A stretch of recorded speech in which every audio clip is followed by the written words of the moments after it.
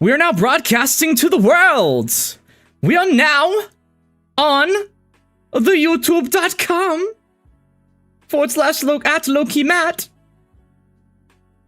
Hello, everyone. Hello, everybody. How is it going out there? We're here, guys. We made it. We actually made it to the thing. We've been waiting for so long. We've been waiting for God knows, just like, oh my God, I'm still recovering from last night, man. The last 24 hours have just been a whirlwind, man. They really have. It is legit like a dream. It doesn't feel real. Hello, Marshmallows. Marshmallows, excuse me. Let me use your proper phrasing. How you doing, man? Hey, chat. Let me down.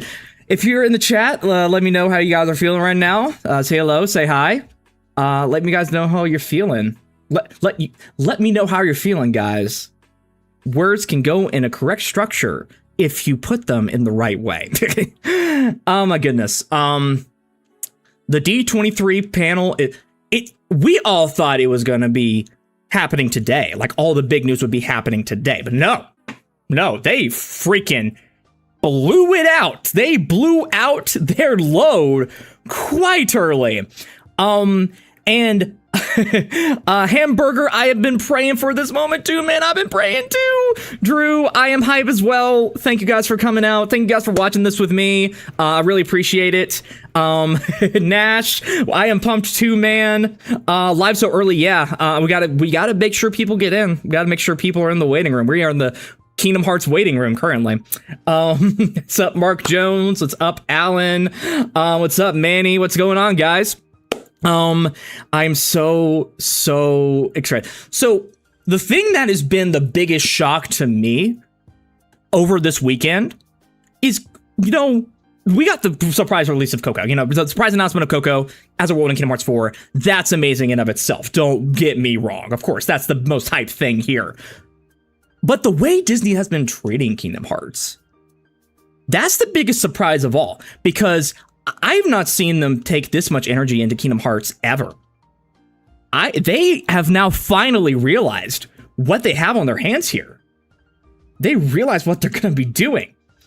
Those things they'll show anything new today, they have to share at least like one new thing. They have to show a little tidbit. Do you think there'll be any Star Wars or Marvel worlds? That would be the best case scenario to do a Star Wars world. Having a Coco world and a Star Wars world announced within days of each other. E3 2018 all over again. I threw my pillow and I threw my pillow and I lost it. Hope your day is going great, lowkeymatt. It is. I went to bed at like 2 a.m. last night because I hadn't seen Coco yet, and I'm like, okay, before I make anything else, before I make any more content, I have to see this so I know what's going on within the game and stuff. And so I made sure to take care of that first. And so I was up to like 2 a.m. and then I woke up at like 7 to make that analysis video. I did go back to bed eventually. I went to bed this afternoon, so I did get some more sleep. But depending on what happens here, we might lose some more. We may become insomniacs here on the freaking Kingdom Hearts side. We need a sequel to Deep Space. That would be really cool. Do you think Kingdom Hearts 4 trailer will show up today? That would be the dream. But going back to what I was kind of talking about before, Disney, they mentioned in their whole live stream, not the live stream, the like investor call that they did about the games side of it, is that Kingdom Hearts has made $1 billion. It's $1 billion franchise. It makes the big bucks. It makes so much money in terms of like it's its own individual franchise. It's not even funny. And so something that I remember happening specifically, and I'm going to bring this tweet up here so we can talk about it, because I do think it is something connected to what's going on here. Let me pull up the main page here so we can look at it, and let me zoom in for you. So if you don't remember, about like 3 years ago, this was the concert that they did in Tokyo back in 2023, the Kingdom Hearts concert they did, and something Nomura said got people really intrigued. So apparently during this, he said that last year after the KH event, the 20th anniversary event, there was something that happened that determined the direction of the Kingdom Hearts series. Shimomura was confused, like didn't know what was going on, and Nomura was like, "Oh, you don't know?" And he said he'll tell her backstage, and that was that. My theory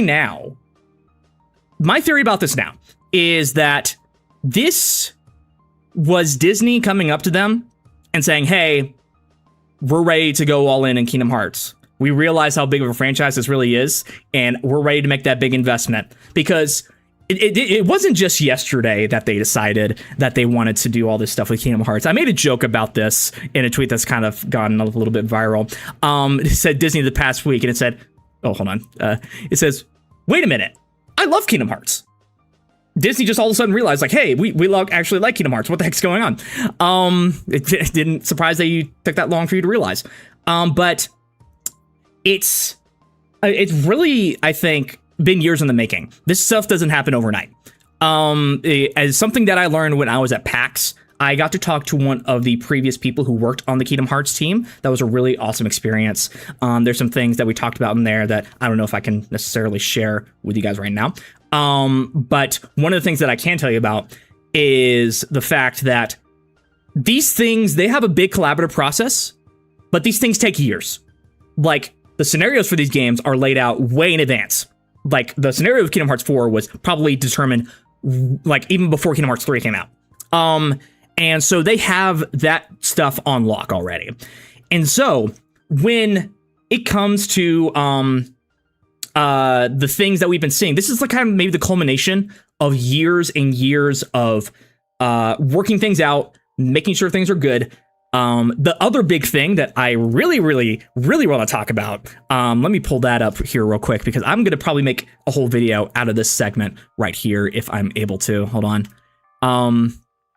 Let me put it up here and let me show you the goodness that's on the screen. Ha!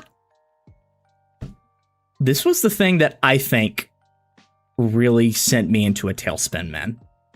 Kingdom Hearts, the series. Kingdom Hearts, the series. It's a show. Not only is it a show, it's an animated show. Not only is it an animated show, but it's an anime show. And not only that, it's going to be also on Disney Channel and Disney Plus. They're showing it to freaking everybody. They are not messing around with this thing. This is like, holy crap, man. Holy crap. Let me catch up with some of the chat here. I really hope it's Star Wars. Me too, man. I remember they announced the Kingdom Hearts anime series too. Yep, we're talking about that. So far, Coco is the only Disney-based world confirmed Kingdom Hearts 4. Curious when we'll get to see the next one. We may see it here. I would not be surprised, honestly, with how big they're going out with this. I would not be surprised if we get a new world announcement today. But I guess we'll give the other warning that I want to give you guys about all of this stuff is that this is probably not going to be a purely Kingdom Hearts 4 panel. This is not that. I originally predicted that they wouldn't show the Kingdom Hearts 4 stuff immediately. Now that they've blown their load basically already, I expect that to change. They expect like, hey, did you see that trailer yesterday? And that show announcement? Woo! And getting the crowd all hyped up. So I expect them to change that up, definitely. And so, but you also keep in mind, they got a lot of other stuff to talk about for Kingdom Hearts 4, besides Kingdom Hearts 4. So keep that in mind too. We've been screaming about this for years. I'm happy we finally got it.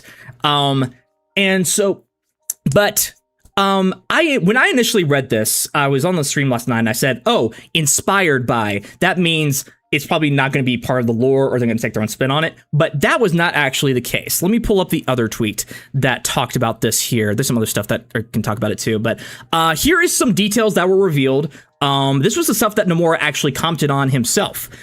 This is something that he is directly talking about, so he has some major involvement with it. Let's go into it. First point, completely new adventure based on the Kingdom Hearts world. I think that this is a good idea too.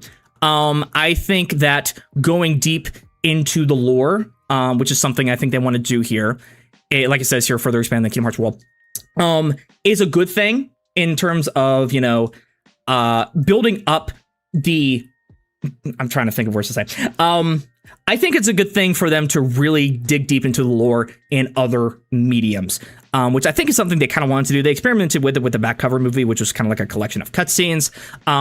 But now they got the full Disney machine behind them. They can do whatever they want.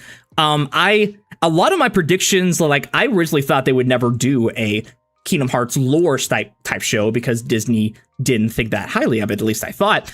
But now here we are, and Disney is investing heavily into Kingdom Hearts. So anything's possible now, baby. And so a lot of people are speculating on what this could be and what story they want to tell. One of the ones I've been seeing a lot is the Missing Link story, the story that game was going to tell. They'll put it into this show. I don't know if I would be sure about that because like a lot of things, these things take time to develop. They've been working on this stuff behind the scenes, I'm sure, for years, including what they probably talked about at that Orchestra event that we mentioned, like they've been working on for years. And so I'm sure there's a section of the Kingdom Hearts story that they want to tell, and this is going to be their way to do it. Missing Link was going to be its own thing. They got to find a way to show that story in some way, and that's something else I might be expecting to see here too. Of like, oh, I remember you guys really want to talk about Missing Link. Here is what's going on with that. Here's how we're going to tell this story, because in the trailer, Sora had like the Scarlet Column Missing Link pin on his shirt, so it's important in some way. It's showing up in so many different areas, man. The way that was bungled is still so shocking. One of the characters, hold on, I had another tweet that's talking about what the character might be. Let me pull that up. It's gonna be here somewhere. Okay, yeah. So a lot of people think it might be this, let me pull this up. It might be Helgi from Dark Road because of the very similar outfit, the hair looking like that. He has like a bear outfit and stuff. And honestly, I'm on board with it. I am not a Union Crossverse guy. I gotta change that up. I have not been the way they told the story was just not something that I got on board with initially. So it's always been kind of like, not really my thing. But I gotta lock in. I gotta make sure I know every single thing about this story to understand what's going on here. The poster is in black and white, basically. There's not really much color in it. So we don't really get to see what the exact details of this character that they're showing here. I initially thought it was Sora, but you know, it could really be anybody. They're being very, very teasy about it. It says, like you see here, they don't really have a logo for the series yet. This is just like placeholder text. It says Kingdom Hearts the series. In the tweets they said announcing it, they didn't really mention a like release window or a specific. They didn't say Kingdom Hearts the series as the name of it. So I'm guessing that's going to be changed to something else down the line. It looks kind of like Ericus's Keyblade a little bit with like the screws on it. It looks very rustic. It looks very homemade. I think that they are really trying to invoke some like ancient feeling to it. You know, a lot of stuff in the older parts of this thing. They said they want to expand the Kingdom Hearts world, so that's the best perfect way for them to do that. Nomura is working closely with the anime's creative team. So that means it's gonna be canon for sure. I think it's going to be something to where, oh, we wanted to tell this story in like a game or something, or in the way, but we didn't know. We thought it would be best if we told it in a anime style. So I think that it's going to be important that we watch the show. And the reason, and since that's the case, I can expect this to maybe come out before Kingdom Hearts 4 or around Kingdom Hearts 4. Because they usually want to tell a story that's important to the lore before a big thing comes out. We're going into a new saga, that's for sure. So there's going to be more games after Kingdom Hearts 4. This is not the last Kingdom Hearts game. But since they're really saying like, oh, this is lore specific, I could see this coming out around the Kingdom Hearts 4 release time. If they want to show more here, they may talk about it more at this panel, saying that some people might return or some characters might return. Depending on, it seems like a game specific thing though. So I would put those hopes on low for that.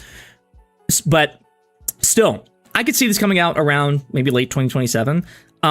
There is a person on the production team who is like you know, part of like Disney animation and stuff like that. He made a post on Instagram stating that the biggest project of his career. So this has got some big bucks behind it. This is going to be a big thing. I think some people might be forgetting the fact that this is also a Disney Channel show. Because, with a streaming show, you don't really have limits on what you can and cannot do. Of course there is, but you have a lot more freedom to do whatever you want. You have a unlimited time window to really dig deep and do whatever you want. But since this is also being broadcast, they have a lot more rules to follow, depending on if they want this to be a 30-minute program or like an hour program. They will have to do it in certain blocks. The story will be divided into a clear 3-act structure. There's going to be a lot of, it's not going to be like dark. They might go into some darker themes with it. That's kind of what they're teasing with this image right here. That seems like they maybe want to do some more like deeper, like darker aspects of it. But they still have to adhere to broadcast standards. So this is going to be a little bit more, it's not going to be like a streaming show, like some people might think. So just keep that in mind as well. Sorry, I'm bouncing around a lot. So fans of the original game will be satisfied with the series, bro. I don't think you have to say that. You don't have to mention that, because that's just a fact. That's going to be something to where that is just like, again, they could show me an hour of Sora just telling me how much of a piece of crap and piece of filth I am for a straight hour for 13 episodes. But I'm just, and I'd swallow that shit up, man. I would swallow that up like a motherfucker. So you could give me anything and I'd be satisfied. It's a joint production between Disney Kids and Family and Square Enix. So this is, again, they're working closely with them. I think the thing that really I like that Disney does and respect them with Kingdom Hearts is they let the creative team do their thing. They support them. They have the final approval and say over everything, but they're willing to work with them. They're willing to let Nomura achieve his vision and let him do what he needs to do. And this is clearly the case with this too. They're letting him go off and really go into the weeds, so to say. Let me read some of the chat here. Imagine it looks similar to the Avatar movie. Oh, I'm going to get into that in a second. Disney Showcase is going to be happening at 7:15 today, so be prepared for the live stream at 7:15 on YouTube on the Kingdom Hearts channel, blah, blah, blah. I think it'll come out once Kingdom Hearts 4 comes out because it has a lot of cool potential. If they may do a big media blitz for Kingdom Hearts late next year. I think that might be the time to really dig into it, because again, Disney is putting their weight behind Kingdom Hearts now. Anything's really possible. They are gonna put that thing to work. The Keyblade is very different from the modern counterparts from Sora's timeline. Yeah, that's what I noticed too. I think a lot of other fans want it to be based on Union Cross. That is probably since they're talking about like digging deep into the world of Kingdom Hearts. Usually when they say that, they're talking about the world before the Keyblade War and the Union Cross verse and those characters. So I think that we'll definitely see that. I don't know if we won't go into the future. I don't think that'll have anything to do with it unless they do some time travel shenanigans. Mr. Nomura-san. You have an awesome night, man. You're making awesome content this year. Thank you so much. Thank you so much. Thank you for the hearts, guys. Keep on writing down in the chat what you guys think about this. I want to see what you guys have to think about this, and what are your theories about this show? What do you think it's going to be? Hi, what did I miss? The show has not started yet, but we've been having a discussion about the TV show and what that might entail. This, when they dropped the trailer for this show, stop everything. I really hope since it's going to be on Disney Channel, it's going to be probably a weekly thing. They won't drop it all at once. I think they may have done that at some points with some shows. Correct me if I'm wrong. But obviously it will come up the same day as Disney Plus, so we won't have to wait. You won't have to get a cable subscription to get the first deets on this thing.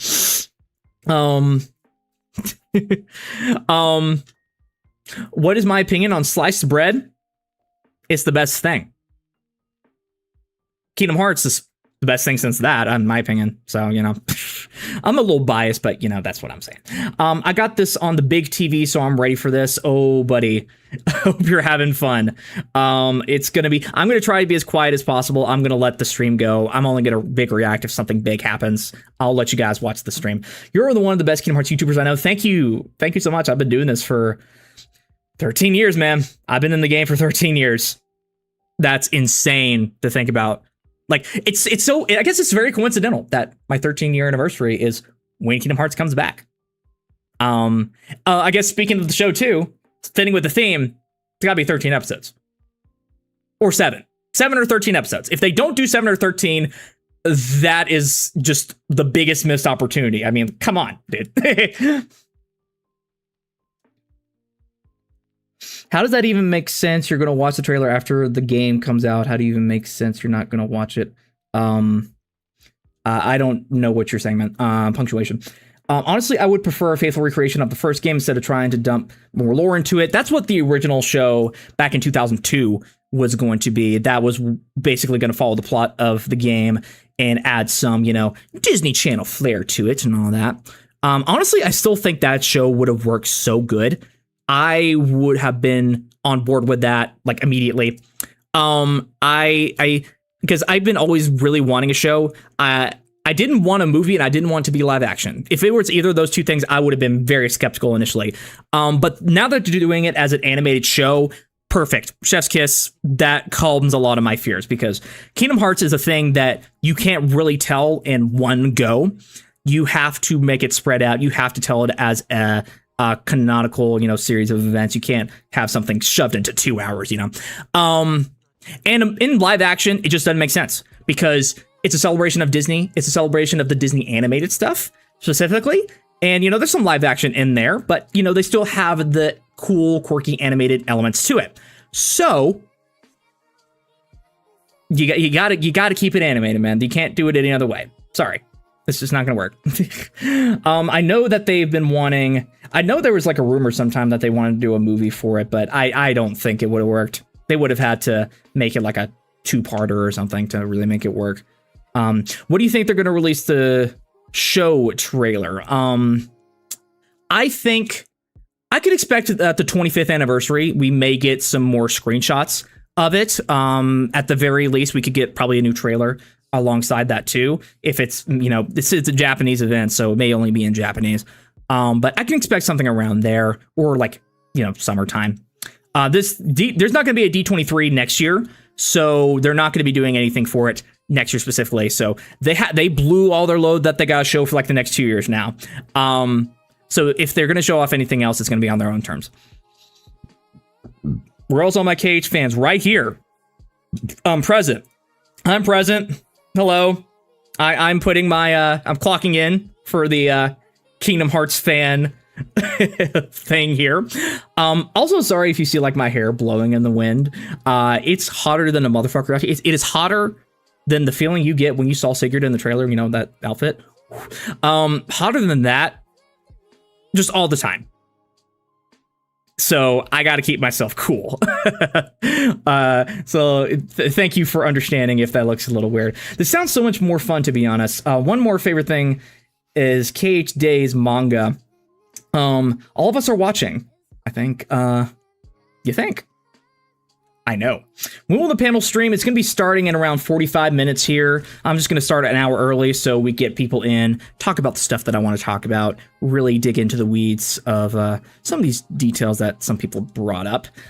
There's a couple other things that I want to talk about here, but I want to get some chat going. Good, glad to see some coverage. I've been the Kingdom Hearts news guy for 13 years, so, you know, we're clocking in and work. I'm a vet in the game, if you want to say that. I created my channel the day after Kingdom Hearts 3 got announced in 2013. I've been here since some of you guys were in diapers, man. Which might actually be true for some people. So, yeah. I still can't believe what happened yesterday with Coco. Me too. KH looks so good on Switch 2. This is not on Switch 2. This is not Switch 2 footage. I'm pretty sure it's probably PC footage. The Switch 2 footage you can see in the trailer that they showed at the Direct itself. That's Switch 2 footage. Even this looks pretty good. Hey, Key, what's going on, dude? Here we go again. We don't have to have the clown makeup this time. We threw it in the trash. The clown makeup is gone. I am here. I don't have to honka honka. I'm 46. I've been there since day one. Good for you, man. Yeah, once you're in Kingdom Hearts, you are in it for life, man.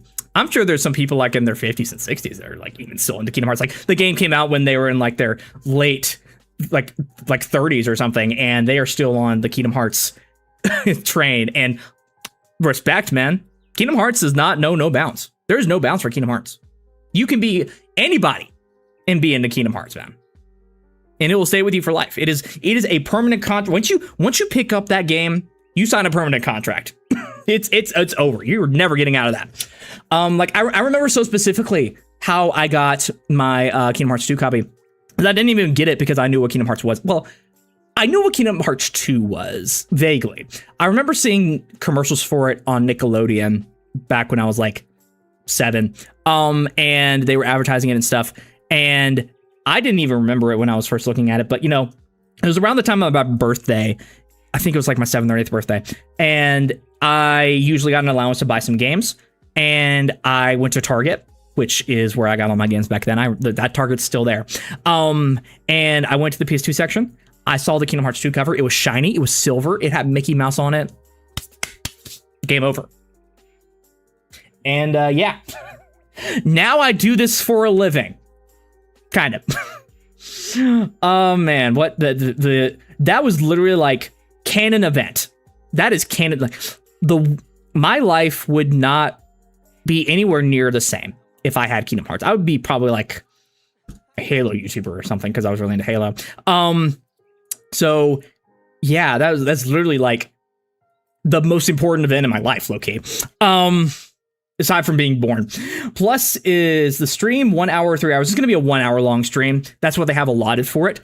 There's nothing going on directly after it. They do have some time for another thing to set up after that. So they probably want people out of there as fast as they can so they can set up for the other one. But yeah, they could probably go a little bit over. I can expect it to go to like 6. I can expect it to go like 15 minutes over if they have a lot of stuff to talk about, which I think they do. Been Kingdom Hearts since being in the womb, 15 years worth. Man, my hyperfixation for almost half my life now. I'm ready. So much stuff to think about, so much stuff to process. Going back to the TV show, there's something else I wanted to talk about that with as well. So what my hope for this series, and with the way they're describing it, I really hope this is the case. But I want this to be Disney's version of Last Airbender. I want this to be their Avatar. I want this to be an anime style show with action adventure stuff going on. Mostly targeted to kids, but it has a lot of stuff for adults too. Has a great story, has great characters, great emotional core. Like Avatar, if you make a Kingdom Hearts show in the style of Avatar, game over, man. That is how you do it. That is how you do it, dude. I would be so on board with that. And it would go over so well, I think, too. Because that is the one animated show that's like, everyone agrees is the best. Like, it's like Abbey Road with music. Like, oh yeah, that's the greatest album of all time. Avatar. Oh yeah, that's like the greatest animated kid show ever. Like everyone collectively agrees with that. And so I think that should be the target that they go for when they make this series. And if they make it to where they have like really dig deep into that lore with like the Keyblade wielders and the foretellers and the Master of Masters and what's really going on with everything, that would be just... Woo! Please do it like that. They're putting a lot of effort into this, so I would not be surprised. My first ever Kingdom Hearts game was Days. That's quite a way to start off. My first Kingdom Hearts game was KH3 since I saw Toy Story. Oh man, I can't imagine how confused you must have felt, dude. I cannot imagine what you must have felt. Hopefully you caught up on the story a little bit.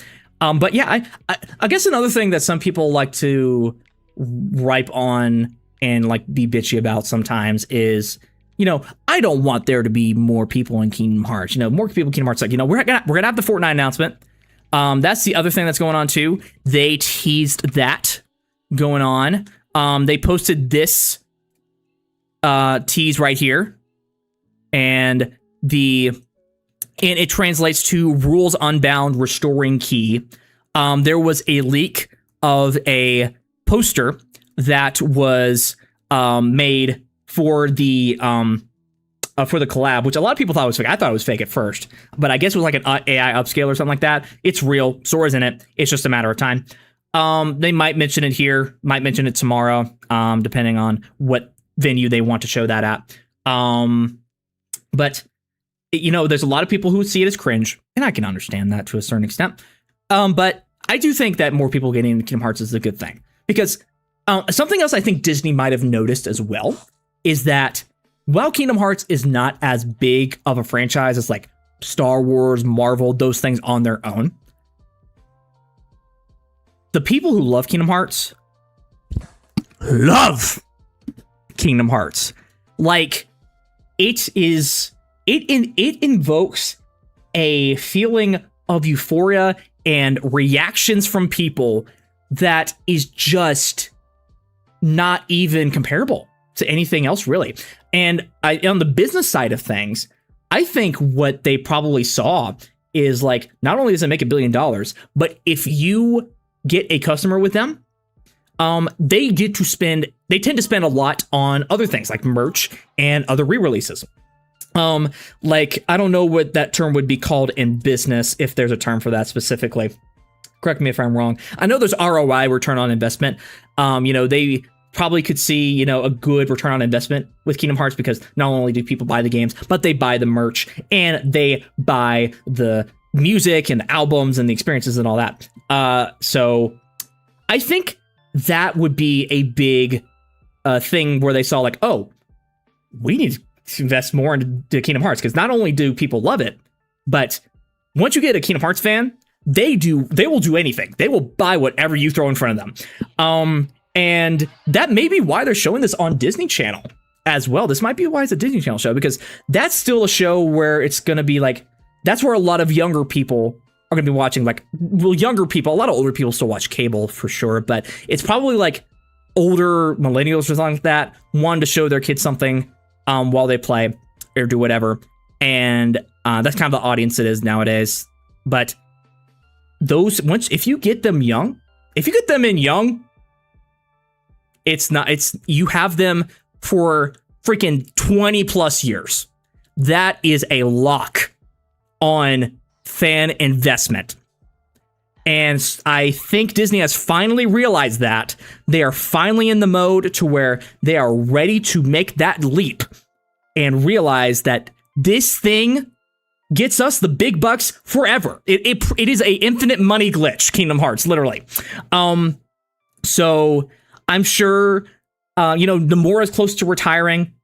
That is something that I think is kind of, it's inevitable. People age. He's not immortal. He might be immortal in our minds, but, he's still a human being at the end of the day. And, they like to plan these things really far out. So I'm sure they have a structure in place to where, like, okay, we're going to get people in on this. We're going to keep this thing going.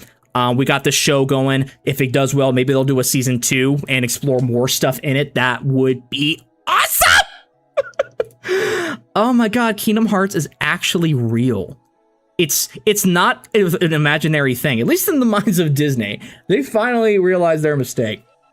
So I'm very happy that Disney has finally come around to realizing what they have on their hands. Something that I did realize, and some people were saying in like the chats from people in the audience at the panel, was the reaction to Kingdom Hearts was the biggest thing for the whole show. Nothing else came close. Not even like the Marvel stuff apparently came close to the reaction that people had when it came to Kingdom Hearts. That is, that's so validating to feel. It's so validating.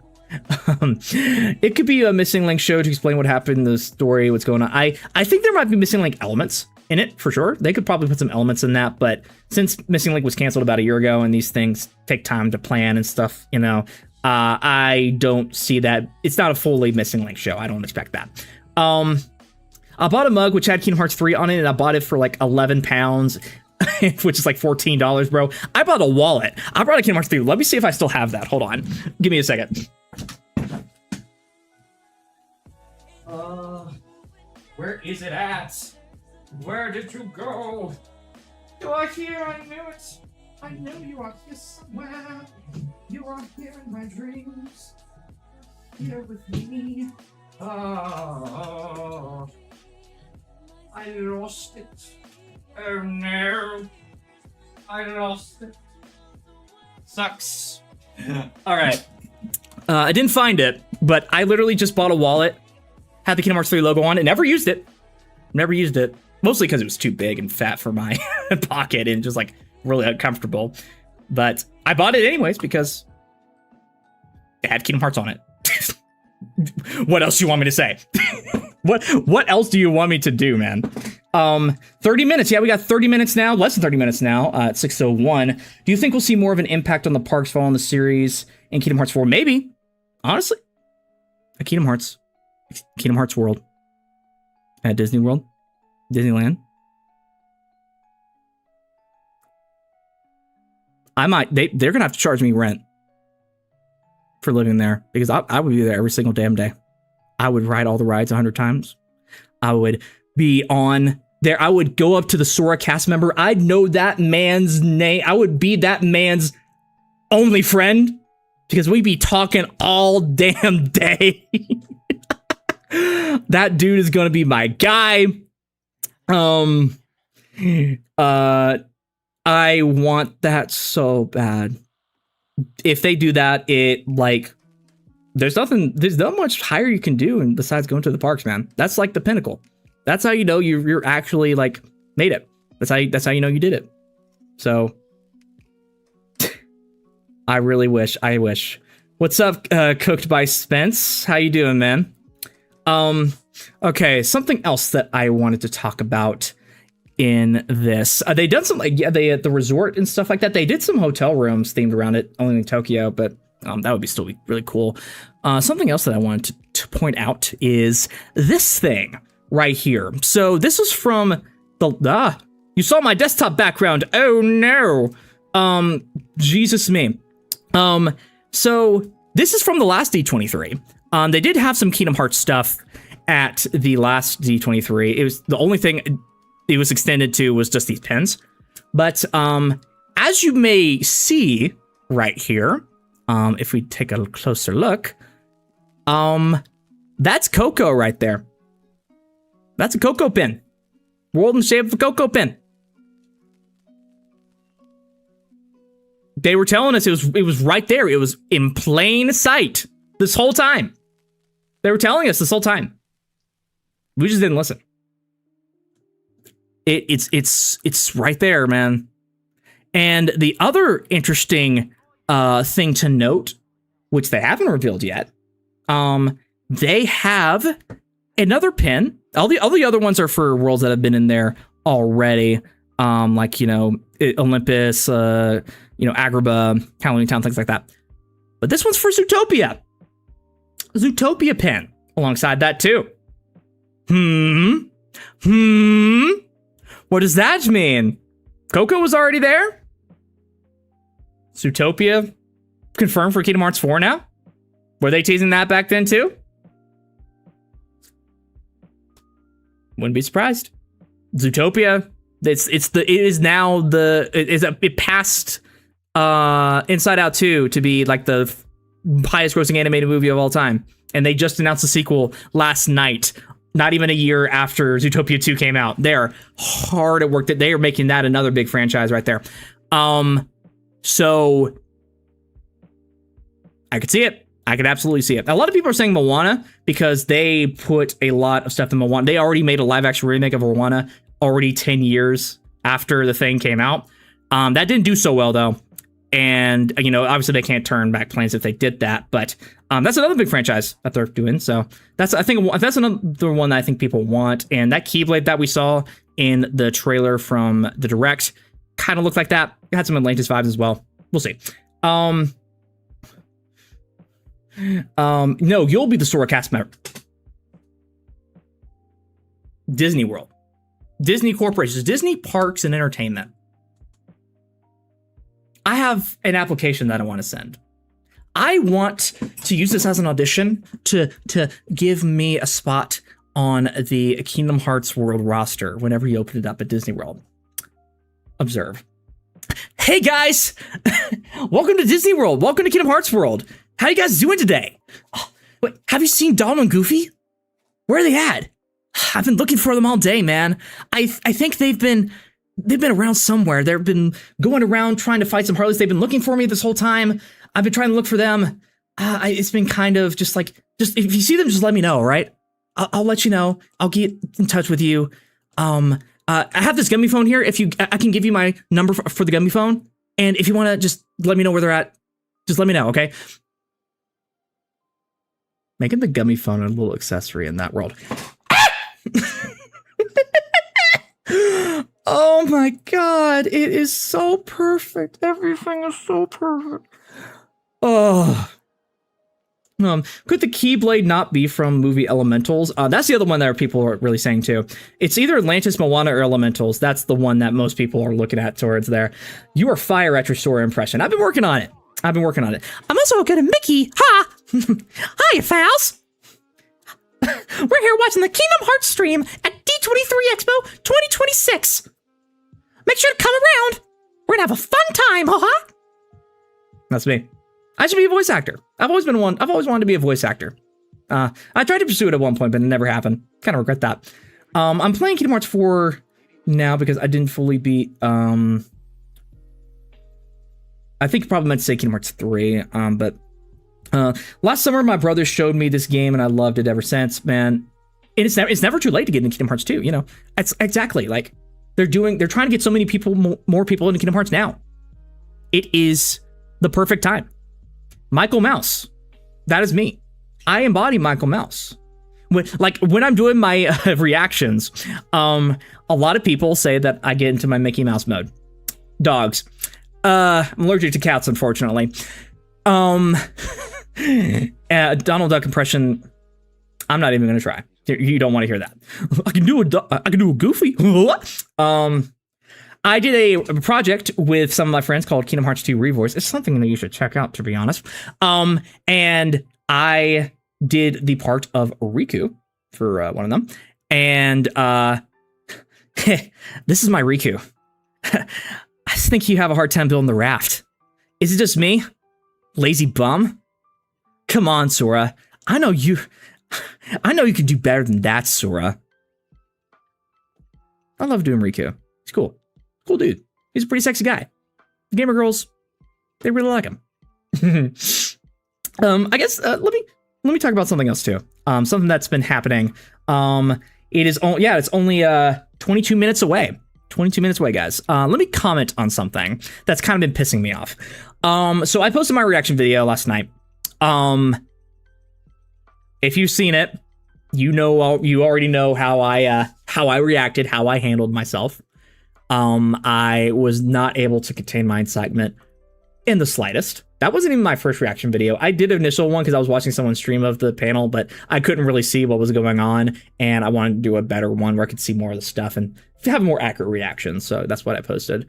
I had actually not. There were some people who had some thoughts about it. People thought I was overreacting. People thought I was overdoing it. Can I just say something to you real quick? Be happy. That's all you have to do. You just have to be happy. Why do you have to feel like you have to look at someone else's reaction, say it's like overrated or overacted or whatever? That was genuine, man. That was some genuine stuff right there. That was 4 years of buildup and excitement and hype releasing all at the same time. That's what it was. And I get some people don't understand that. Some people think it's cringe. Some people think it's whatever. And obviously I don't act like that all the time. No shit. I'm an adult. I know there's a time and a place. I don't do that all the time. I don't do that in public. I don't do that in public. But just have some optimism in your life for once, okay? You don't have to do that. If you think it's annoying, whatever, you know, I can understand that. You know, not everyone's gonna like whatever I do, and that's fine. But just don't be a douche, okay? Something else that I think it's not their fault for not understanding, but it's something that I don't really mention either, but I do want to put a disclaimer, and for people watching the stream, in case you see something that I do while we're watching the stream, I have Tourette's. I have uncontrollable tics and movements that I do when I get excited, when I get, you know, anxious, you know, angry, things like that. Some of that showed up in the reactions, like when I was doing like, that was kind of like a tic that I was doing. And so, just so you're aware, that's what's going on. And yeah, hopefully it doesn't take anything back from how you feel about anything, but I just want to let you know what's going on. Okay. Just keep you guys in the loop. Do you think they'll ever bring back Hollow Bastion? That would be really nice. It's or Radiant Garden, excuse me. What do you think of the Haunted Mansion? Not good enough. It fits with the Dead theme, and the real life aspect, but you know, Eddie Murphy being in Kingdom Hearts, that would be crazy. I know they did a more recent one, but I don't know. 100 Acre Wood making its 4th appearance, that would be grand as well. I don't know if there's any recent Winnie the Pooh material that they could draw from. I don't keep up with that, so who cares? Anyways, I just want to talk about that. Just let you guys know what's going on. Is there anything else that I want to cover while we are here, while we are waiting? I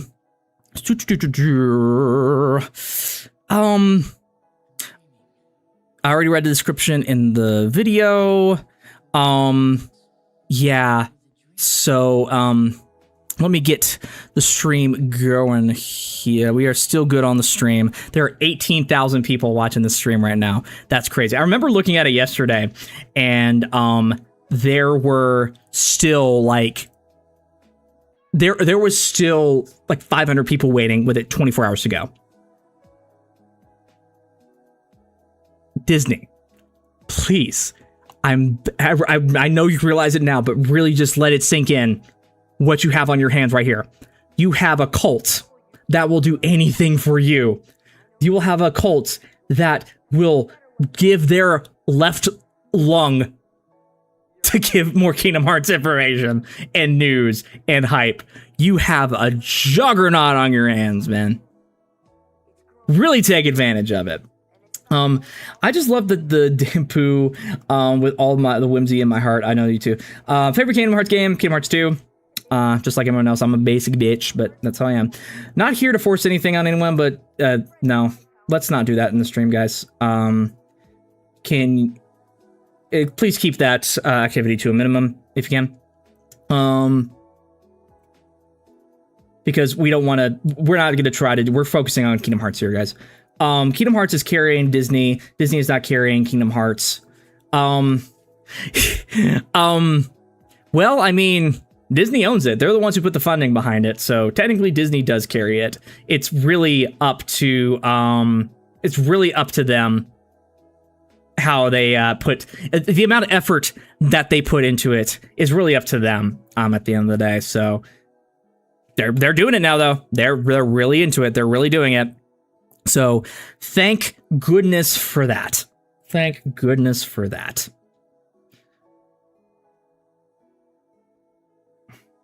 Let me see if there's anything that I am missing before we go into the stream. Who wants to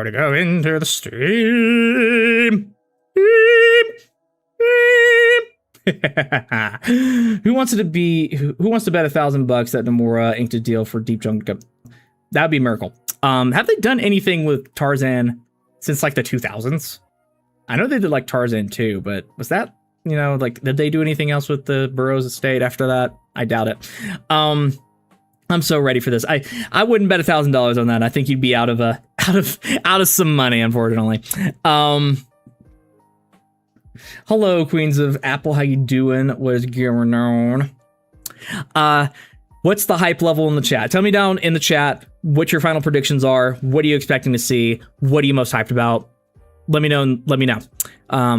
My final predictions, I guess, would be, we're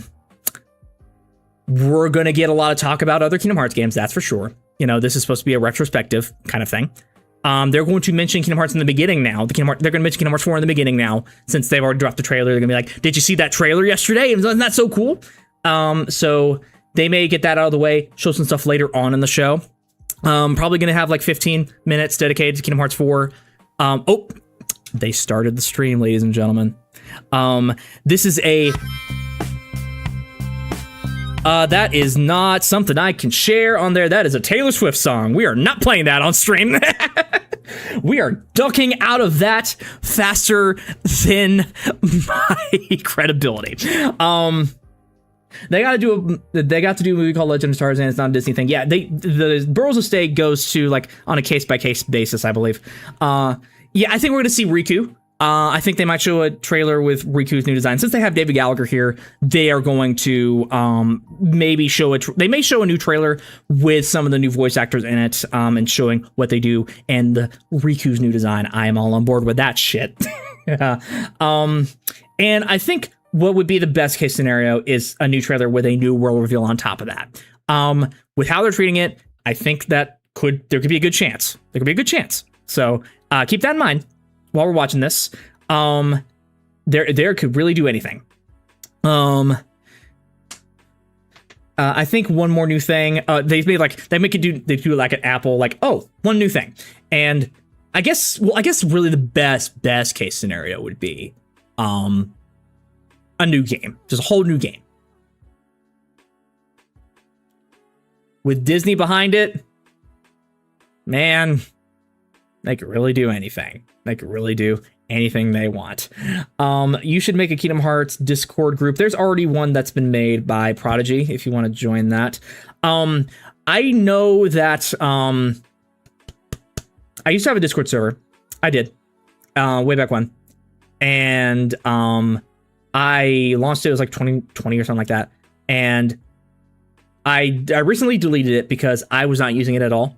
I did not have the mental capacity because, I work a full-time job on top of this, and I really had to just prioritize, like, okay, what would be too stressing me out mentally we got a countdown now. Got a countdown. Let's go.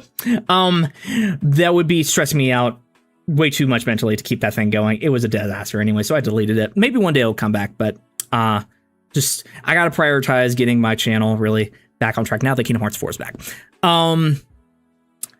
I think trying to think of anything else. I think again, Disney's behind it, so really anything's possible now. The floodgates are open. Kingdom Hearts is now in full go mode. It's not on the level of Star Wars or Marvel, but on the gaming side, that's where they're going to put their chips. Got 11 minutes.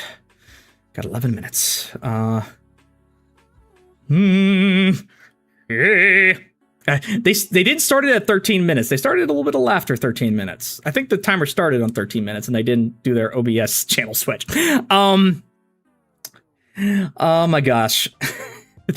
Everything is 13. Everything's 13. Yeah.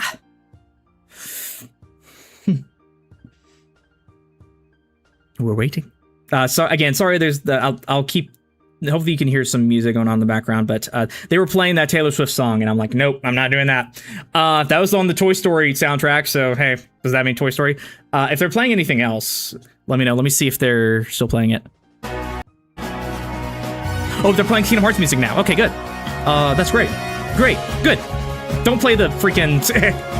Let me know if you can hear the stream all right, by the way. Mute you. If you can hear the stream all right, just let me know. Kingdom Hearts 4, it is back with Coco. I cannot believe my eyes. To my surprise, It is with him. Donald and Goofy are some ghosts that Sora sees. He passes out. Oh no! Kingdom Hearts 4 is back. Kingdom Hearts 4 is back. Love that they're playing the Gummy Ship music. I love this song. Yeah, Streams 4 got the moment. Yay! Thank you so much. We're doing great. Kingdom Hearts is life. There is nothing else. It is in my soul and in my life. Oh yes, it is. Goofy goof. I'm riding in the gummy ship and having fun. It is so fun. I want to do donuts in the gummy ship. Go, go, go. Treasure Planet World.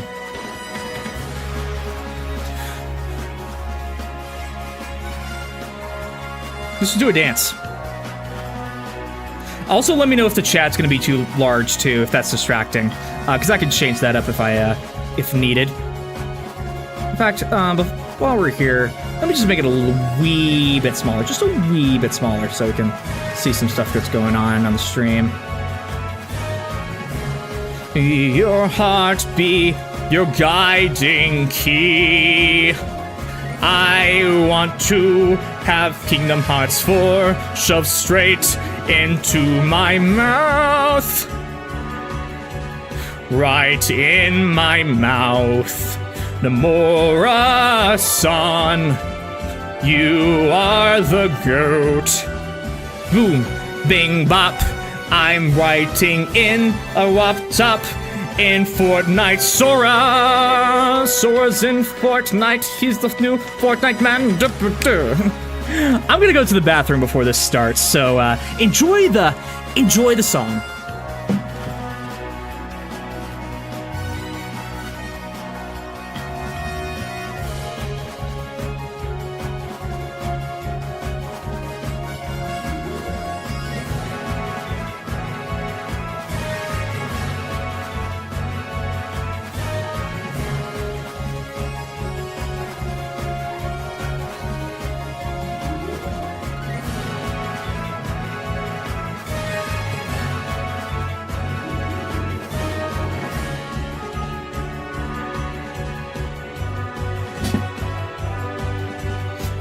We doing it.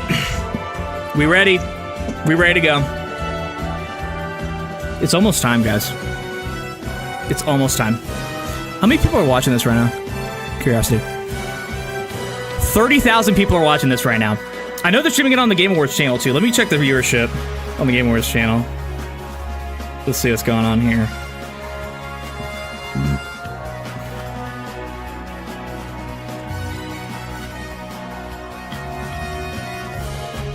They got 6,000 people watching on that. And across other channels, you probably got about 50,000 people watching this one stream. Just this one stream. Everybody is ready. Everybody, I'm sure people, if there's probably a lot of people doing like watch parties of this right now at their houses with fans. There's probably a lot of people who are getting deep into like taking the whole day off for this thing. Thankfully, this is a weekend. I have weekends off, so we're all good. But yeah. Whew. With everything going on in my life, I needed this. Yes. Same here, brother. Same here. My life has been so different ever since Kingdom Hearts 4 got announced. Like, Kingdom Hearts 4 got announced right before I graduated college, like the month before I graduated college. And obviously after that I went into the workforce and all that and, you know, learned my way around that. But some stuff happened. I don't know if I can get into too many specific details about that. But something happened that traumatized me, affected my mental health in ways that, you know, honestly still affect me to this day. I was resigned to my house for like a year because of it, and I lost all sense of direction in my life for a long time. And throughout all that, though, YouTube's always been there. YouTube's always been the thing. YouTube has always been the thing that has guided me. It's my guiding light. That and Kingdom Hearts. And something I realized this year is that, you know, usually when you get older, if you've been having like a YouTube channel or creative thing and it's not gone anywhere, this is not my full-time job. You usually try to like put it on the back burner, give up, don't really do anything with it. But what I've realized recently is that it's never going away. It is even stronger now than it has ever been. I cannot think about anything else than YouTube in creative ventures and just being an entertainer. That's the only thing I want to be. And you may have noticed over the past like month or so, like I was uploading shorts all the dang time. And I was really putting in the effort to really become the creator I want to be. And that was something that I'll probably make an update video about, talking about my whole plans of what I want to do. Oh, is PlayStation already started it? Is this massively delayed? No. Okay, they don't have their own stream. Anyways, yeah, but yeah, I don't want to do anything else. So thank you guys so much for coming to these things. Thank you so much for coming to the stream, watching it with me. I really, really, really appreciate it. We are going to get through this. All of that trauma, all of that stuff that I went through, you know, I got through it. I'm here right now. I'm watching this stream with all of you. I made it through it. Help is always available. It's never too late. All you have to do is talk to somebody about it. All you have to do is say something. That's all you have to do. And you can fix so many things. I know I'm getting really deep and emotional about this before we get into it, but I just like, it's really making me think about this and really emotional about it. So thank you guys for sticking with me on this.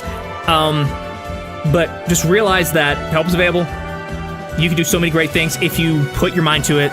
It's all about the effort you put into it. It's all about the amount of passion you have for it. If you have a passion for something, don't ignore it. Because if you ignore it, you can't do it. That's the message of Coco, basically. That's the message of Coco. That you have to pursue your dreams. If you're passionate about something and it makes you happy, don't let anyone tell you else otherwise. Okay? Take that from Papa Matt. All right? Make sure you remember that. All right, we are 2 minutes out. I'm going to start the recording of the stream that we got going on here, so we can do some reactions later. lowkeymatt, you're my guiding key, and you are my light. Thank you so much. That means a lot. God bless you. I've always been going through stuff to it, man. Yeah, it's you know, Tourette's. It's really hard to live with that, but you know, all you got to do is just push through it. I'm going to be switching between streams. Honestly, understandable. Thank you so much for coming over here. And if something happens, I can't wait to see you come back. It's going to be great. We enjoy your company and get well soon. Thank you so much. I'm so sorry to hear that. We've always been in comfort media. You know, our comfort media has hard times in this world. Thank you. Of course. All right. We're about 1 minute out.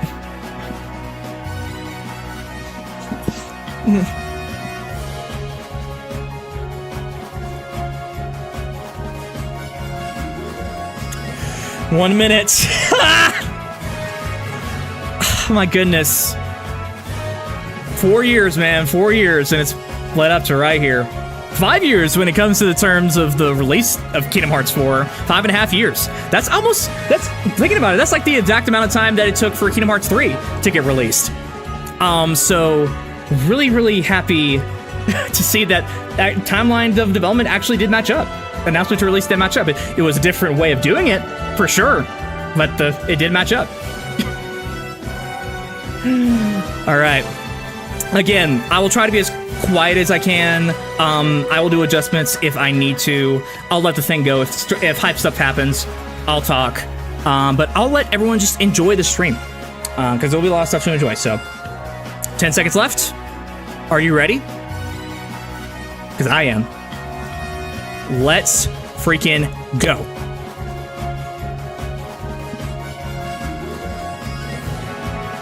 Or it starts soon.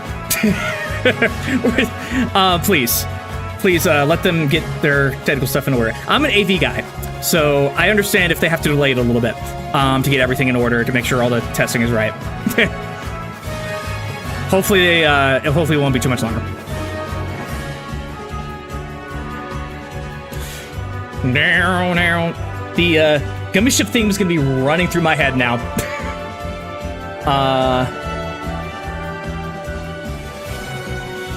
From earlier.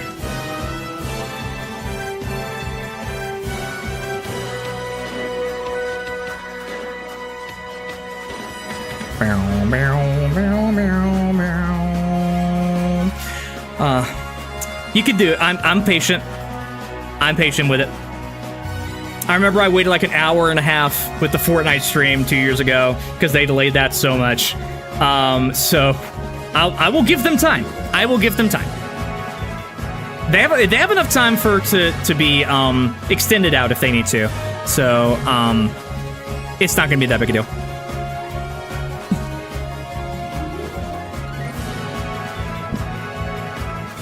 Like my shirt? Like my Splatoon shirt? Got it in New York. I had a trip to New York about a month and a half ago. Got it at the Nintendo store. I thought it was really cool. What else can I say? Is the stream all good? Okay. Is the stream different on the Game Awards? Let me see if it's not different on the Game Awards. No, same on there. They're using the same feed we are. Did they say it like got delayed officially? We can't see a chat here because it's a kid's stream, so yeah.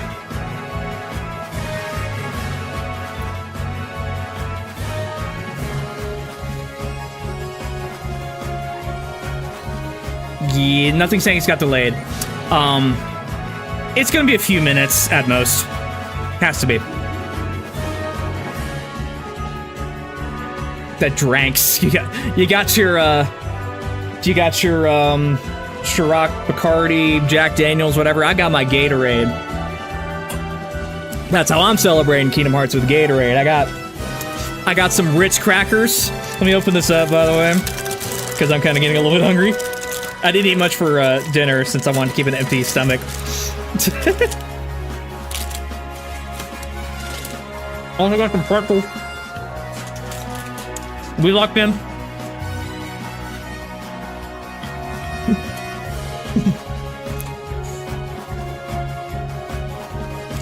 They're gonna have 100,000 viewers for this stream when it's all said and done. Guaranteed.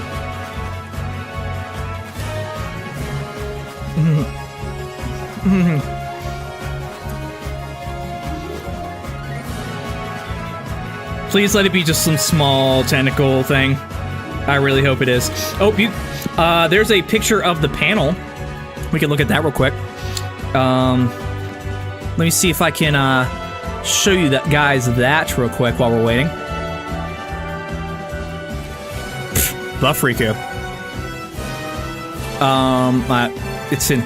I hate how they've shifted the thing here. Look at that. There's all the people for the Kingdom Hearts panel. There they are. No. I don't know if I have a few people I know in the audience here. There's Mo Chocolate 10K, or 9K. He should be in the front row here somewhere. Prodigy, XCD, Sor Alum 1, Limit Form, they're gonna be in here somewhere. That's kind of a smaller room than I expected them to do it with it, honestly. They got the whole setup back there. They got the speakers going. They got the lights going. They got the whole shebang going here. I'm an AV guy, so I'm looking at this in that kind of context too. We got that Sora person doing the Sora cosplay right there. That looks really cool. I got a Kairi cosplay there. That's really nice. The extended trailer is the wait. Stream starts soon message. That's what we get. That's all you get.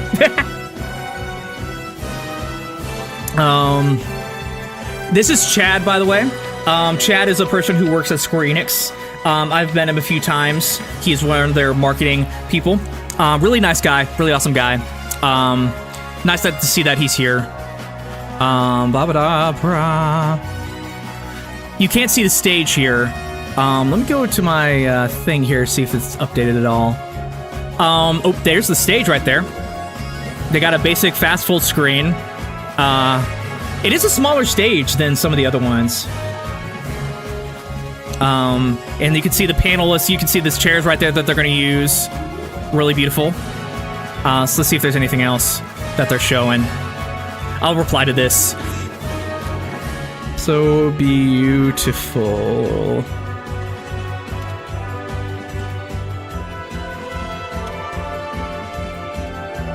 I can't type. Ah! I can't. So pretty.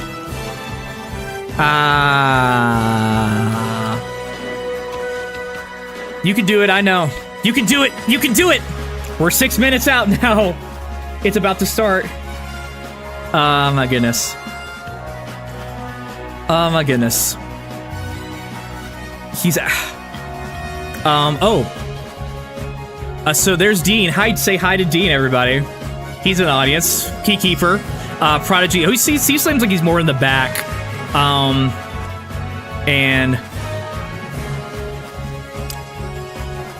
yeah. We're still waiting. Thank you guys for coming over to the stream. I wish we had some more stuff to show too, but we're all waiting, unfortunately. You can wait a few more minutes. We've been waiting for years. You can wait a couple more minutes.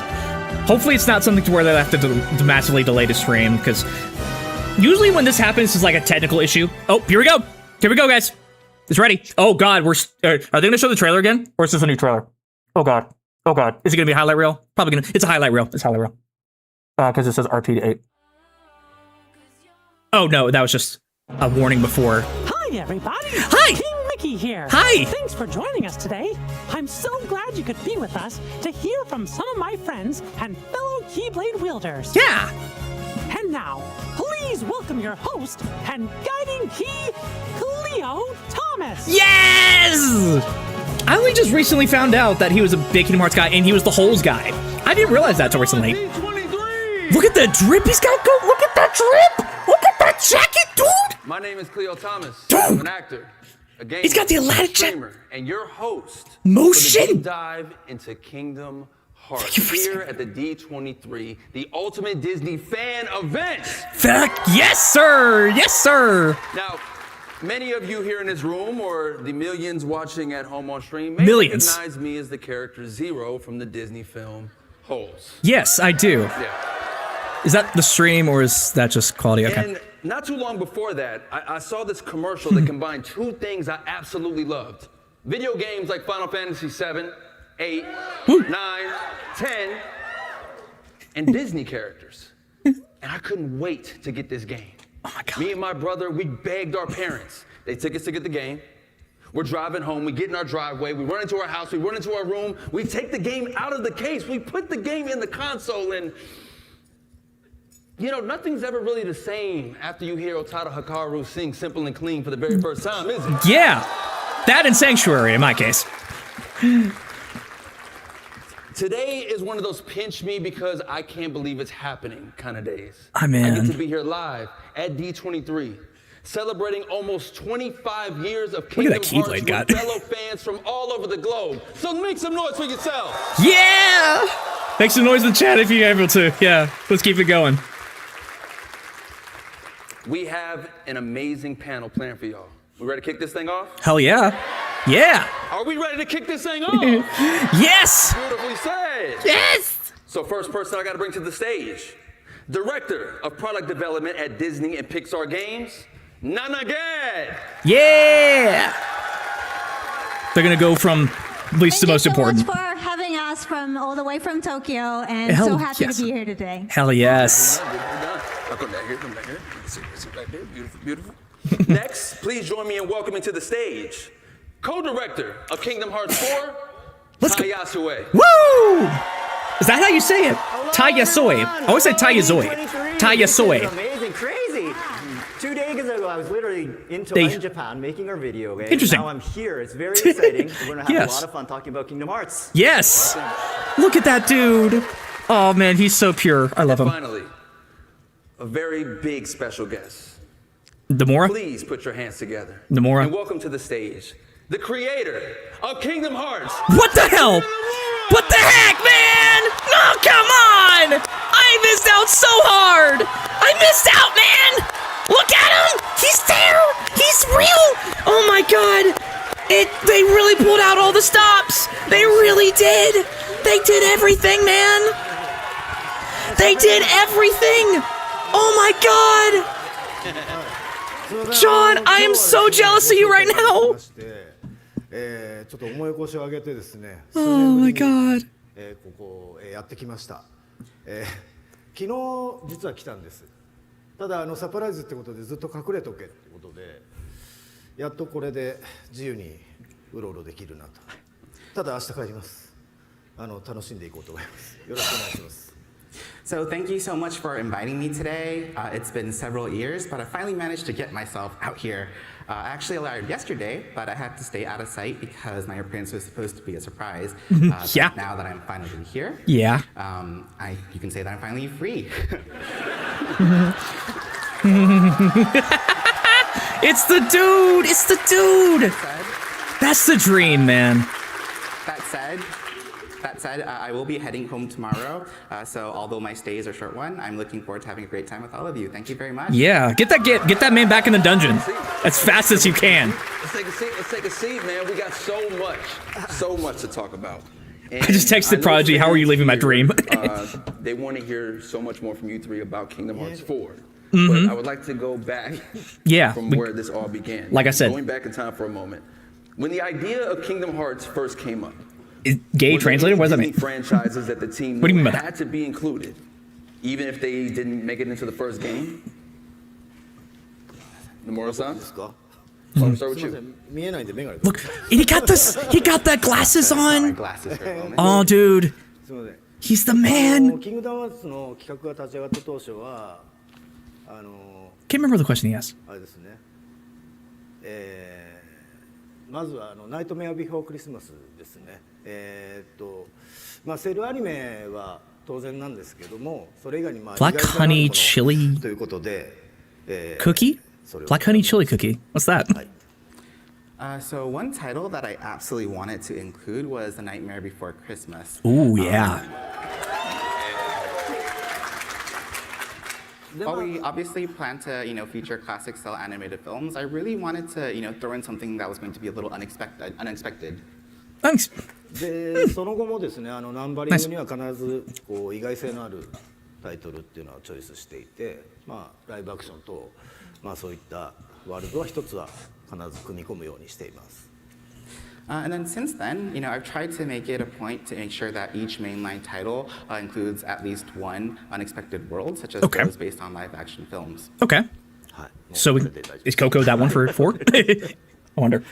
Yeah, I think for us, The Little Mermaid was an early pick, partly because it fulfilled the role of a water-based world that we needed, but also because it allowed us to showcase the latest graphics technology at the time with the expression of moving water. And, sometimes our picks don't immediately get realized until there's the right fit with the story or technology or other elements, but it's always really rewarding when it finally happens. Really? Yeah. Yeah, The Nightmare Before Christmas for me is a classic to run into, right? But then I think of The Little Mermaid, and I feel like for every video game, you kind of have to always have a water level. And what the perfect one than The Little Mermaid? What is the process of selecting Disney worlds? And once that world has been chosen, what is the creative process for bringing them to the game? Ty? Yeah, so I guess when we plan a world, one of the first questions we ask ourselves is what sort of game experience we want the players to have, because games are an interactive medium. So that's something we really focus on. Another thing is we really want to pack a wide variety of worlds and gameplay into one sort of package. So it's just like Disneyland, for example, a lot of attractions, different attractions. And so for Kingdom Hearts 3, we had the Toy Story world, and you could go ride a robot and fight kaiju. Okay. We really wanted that robot aspect. And for Pirates of the Caribbean, Sora became a pirate, obviously, travels the seas. But what we really wanted to focus on was we wanted Sora to travel through the sky, dive from the sky, play on the water, and inside the water, also fight on the land as well. So we sort of want to transition between different sort of stages and modes. Okay. And for Arendelle, the Frozen world, we really wanted to focus on extreme sports. So that was something big for us. And so we had Sora sliding down slopes on his keyblade and diving off cliffs. And that was sort of seamless sort of transition as well. And so I guess for each sort of world, I think having differences and having unique gameplay, I think that's really important for us. Yeah, absolutely. そうですね、ワールドに関してはですね、まあ、野生と同様に、Really makes sense, ゲーム Nightside. 体験を優先しています。で、まあ、大体作るときは、 Each world does kind of have its own little して thing. いて、まあその新しい企画、ゲームシステムで、どのワールドでどういうキャラクターにそれを体験させればより楽しいかということを重視して決めています。 Get your phone down. So when it comes to worlds, I'm the same as Ty. I typically first prioritize the gameplay experience above all else. And whenever we do start a project and we think about the new sort of game systems that are going to be involved, we think about what worlds and which characters would really make those experiences the most enjoyable for players. あとはですね、まあ、自分からもうこのワールドは絶対出すって決める場合は大体ソラのメインストーリーのシーン And they're such good game designers, they can really make anything out of anything. That's what makes it really good. 今回のテーマ、まあ、例えばキングダムハーツ4、今回のテーマには、He said Kingdom Hearts 4. 昨日発表しましたけど、個々のワールドが、まあ、状況的にベストだということで、まあ、今回それをチョイスしています。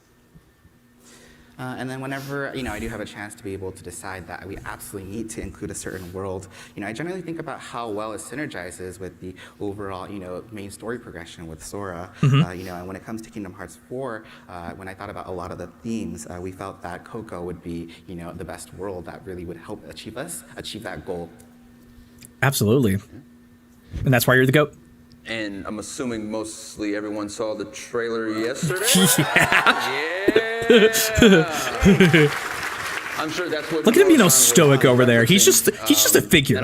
He's just a presence. On that trailer was actually supposed to be played during this panel. So is it okay if we show it again? Yeah, go show it again, man. Go on. So they were supposed to show it here, but they went ahead and did it. 昨日のトレーラーなんですけども、まあけどもう昨日で大体情報は出尽くしてるんですよ。What is he saying? So yeah, actually, when it comes to the trailer that was revealed yesterday, we actually already put out all the information that we can as of this moment. That's it? なんか特別新しいってものは Okay, ない so です I guess confirms there's nothing going to be here. 実は昨日のトレーラー90秒なんですけども、元のトレーラーは4分のトレーラーになってます。本日はぜひそのトレーラーをご覧いただきます。And so, it's not that there's any really new information that we can show at this time. However, when it comes to the trailer that was shown yesterday, that was about 90 seconds long. That was actually an edited down version of an original trailer that was around 4 minutes. What? So today, I'd love to be able to show everyone the full version. Okay, we're so back. We're so back. Okay, we're absolutely so back. Holy crap! Holy crap! Holy crap! Holy crap! Holy crap! Just so we're clear, we saw 90 seconds yesterday. Now we can see a full 4-minute trailer? Holy crap!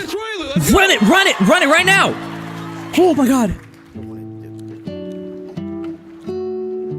Oh my god! Oh my god!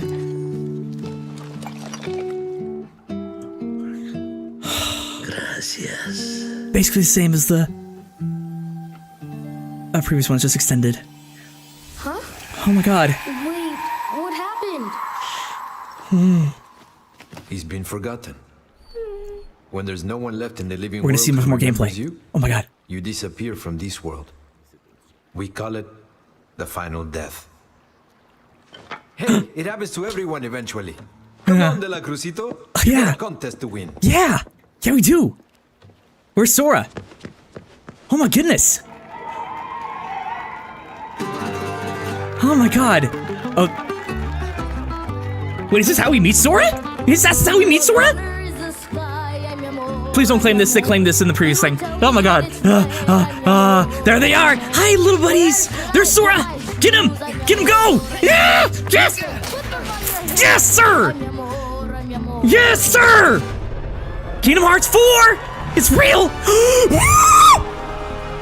Master Ants. Sora. Wait. Is that the opening? Asking for Dandelion dispatch.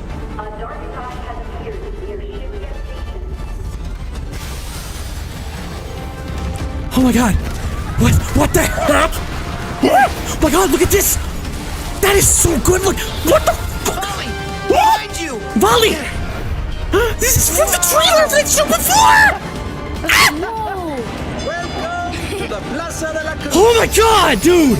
Holy crap. Look at how beautiful that Keyblade looks! That's why they didn't post the trailer, because it was only a short version! Holy crap! Oh my god! Dude, look at all those heartless... or Dreamers, whatever the fuck! Oh, look at that! This is a lot of Oh my goodness! I bet I'll find a clue to saving Sora now. Yeah, you will! It's the book of... Where are you going, Vicky? You get to traverse the book! Look at this! Whoa! Look at them! You get to place Mickey! Whoa! Paper Mario, look at... Wait, oh, excuse me! Excuse me! That's where they always end up. But Sora isn't here. Yeah! Oh, you get to place them too! You get to place Donald, you get to place the Mage! You get to place Goofy and Shield! You get to do that! Huh? No freaking way, bro! No freaking way! This is real! This is all real! Sora, is something wrong? Yeah! What can you see? This is all real!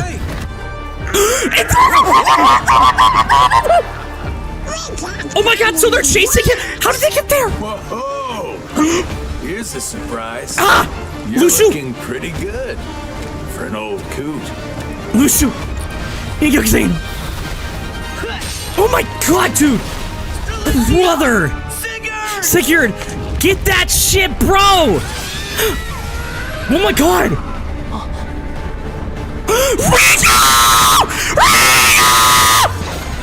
It is too hard for you! No! Show that design again! Show that design again! You cowards! You show that full design right now! Sora, wake up. Yeah! Wake up! And see. Is that Kyrie? Why did you cut away? Wow. Did they see something we didn't? Did they cut something off? Thank you for giving us this amazing No! at Kingdom Hearts 4. Oh my god! I'm so excited to see, what characters and worlds come with this story. What the heck? The continuation of this saga makes me so curious about the process behind that. Alongside gameplay considerations, how does the team ensure that the Disney characters and worlds feel fresh while still retaining Holy their core mother of identity? pearl! Nana? Yeah, I mean, it's hard to come back from all that. Riku's design. Let's dive into it. More stuff in Quadratum. I mean, the most important thing is for the characters Beautiful to remain designs. true to themselves. And that means, Playing as also Goofy and Donald. Thrown into a completely new What the heck was that situation, Mickey new gameplay? What the heck was that? they What would was always that? react exactly as they would, because authenticity has always been at the core of Oh. what we make, and that goes beyond just trying to retell things from the film. They might be but lying. Really goes to the very essence of those characters. And as for the worlds, visual Oh my God. identity is always key. It's real. So things like the shaders, the textures, Everything the looks so proportions, beautiful. They're intentionally and Goofy generally kept and Donald are different there. in each That's world, why they so didn't that post when the Sora trailer, visits new dude. worlds, we make It's sure because that they had a always real trailer feels, coming unique afterwards. and authentic. And the spirit of the original films Thank you also so come much, alive in guys. details like the rhythm This of is the so scenes beautiful. or how the camera is staged, the types of camera cuts, and those details really add to the authenticity as well. Holy crap. So as Nana mentioned, I guess okay, authenticity is really key for us. We want I'm going to be doing something just real quick. I'm going to try to edit my reaction here real quick. And so we really strive to give me just a second world and story, and so I can do this on the other monitor while you're watching this, and we're watching at the same time. True to the core of its sort of essence. Oh my goodness. In the Coco world, for example, in our trailer we just showed you, we have Holy Sora moly fighting bajoli. alongside Miguel and Hector. That was real. Coco is really a musical. There's a lot of music inside the game, and so we wanted, Miguel to use a guitar and sing while fighting battles, and we want Hector, who is a skeleton, to use his arms and arms, sort of shoot it as an arrow. Yeah. He's really inventive with that, and he also uses his arm as a nunchuck. And so that was amazing. We wanted to recreate that sort of essence of their identity, and so they do all this, and they also they actually fight together. Sora with his giant key, Hector with his arms, and Miguel with his guitar, and they also dance around a magical piñata, I think, which is really cool. I think so. So yeah, that sort of thing, of divergence of different characters' identities, sort of cooperating together. I think that's part of the Kingdom Hearts charm. That's what we love about Kingdom Hearts.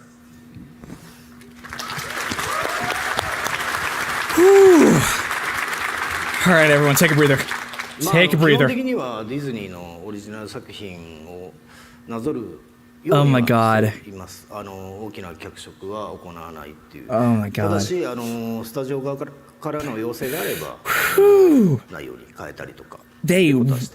They really didn't show that. We generally try to stay faithful to the original Disney story, so we don't make major changes or reinterpretations.